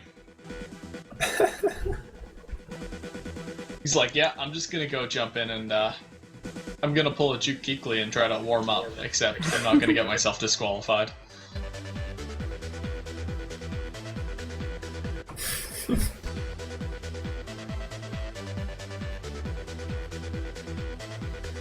So Dino, how impressed are you gonna be if they pull off this win without the Juking? I'll be pretty impressed. They looked really good that half. Like, they looked by far the better team. Yeah, they were definitely looking super strong, even without their star offender. Any team that does a good regrab chain will ever be my favorite team. Yeah. They even got Super Mesh, the defender, down there. Definitely. Those are definitely the 2 most important things in a team, having a good regrab train and having great chemistry between your 2 offensive players. Mm-hmm. Like you and Stalin have, right? Some could say that. Surely you must have developed a plethora of potential through playing with him for the last couple of seasons. Potential, chemistry. Yeah. Some could say that. Would you be one of those some? I don't know. You don't know. You don't know what you would say. Maybe if I played Titan Quest, we could get some Titan Quest chemistry. So that's all he's done for the past week. Wow. How does that make you feel? So back to the game. How does it make you feel that the best captain in Red Division has been playing Titan Quest the week before their semi-final match? You should tell him to sit out of the Pro Bowl so that a real captain can captain. So, you mean slip, right? Ludafisk has the flag, he's boosting up. Curl grabbed the flag too, he's boosting down. Curl also has the flag. He looks like he's going to be chased relentlessly by Polymandius and Irish Blizzard. Well, Ludafisk scoots around everybody. Polymandius winning the NLTP MVP today. So congrats to him. See, look at that. Even his sheer his presence just intimidated Curl into going into the spike. While he is the most valuable ball, he didn't look very valuable on that play, not being able to provide a block for himself. I take it back. I take it back. He can block. He can lift. He's got it. And Polymandius' incredible blocking is... Yeah, there you go. Go switch. Oh, it looks like we weren't even on the... Well, for those of you who missed it, Prism juked 4 people, and then juked them again, just went back for another lap for fun. We're Tag Pro Radio right now. So, Be back once again on the Tag Pro Radio. The blue team, Juking Under the Influence, has got a Tag Pro and a Juke Juice and the red base, and they're able to pull the flag out. They're going in, it's got 2 defenders and a Tag Pro spawning a base. Comes in with the Tag Pro, and DST goes up 2-0. That's a beautiful cap for DST. That's 2-0. It looks like Curl is... Oh, I thought Curl was lagged out in the base. It turns out he was just camping that boost to try to play really risky grab defense. Ooh, Prism's got everybody beat. If his team can get a return for him here. Oh, and they do. Oh, and Curl he gets it. Oh, I had no idea what that was. That is an absolutely devastating blow to Juking I don't know under if the it's influence. lag or something else, but this is not the same team that we were seeing this past 3 matches. Yeah, this is really a shell of the last match we saw. This is almost really disappointing after the hard-fought games we just watched, that a team would come up 3-0 and basically suck all the life out of the other team. Well, there's still half the match left, so plenty of time for them to turn it around. They just Girls knocked really down good. this power-ups. Yeah, Milk King's gonna get a Juke Juice return and reset both of the flags into the base. Alright, it looks like we're finally reset here, but DST does have that 2-cap lead. And DST is gonna go 3D here? Is that actually happening? DST's gonna... Oh, and how they're shameful gonna- can they be? They're gonna call a timeout. Oh boy. DST is gonna call timeout while up 3 with 2 minutes left. Wow. Did they call out or did the server just crap out? No, Ludafish just lagged, and that's killer. I don't even. So could they technically call a timeout at 2:29 and bring the clock down to... No, I think you gotta. Oh, they're gonna play at 3 and bring it down to 2:15. Oh. The team that's up should always give them the benefit of the doubt.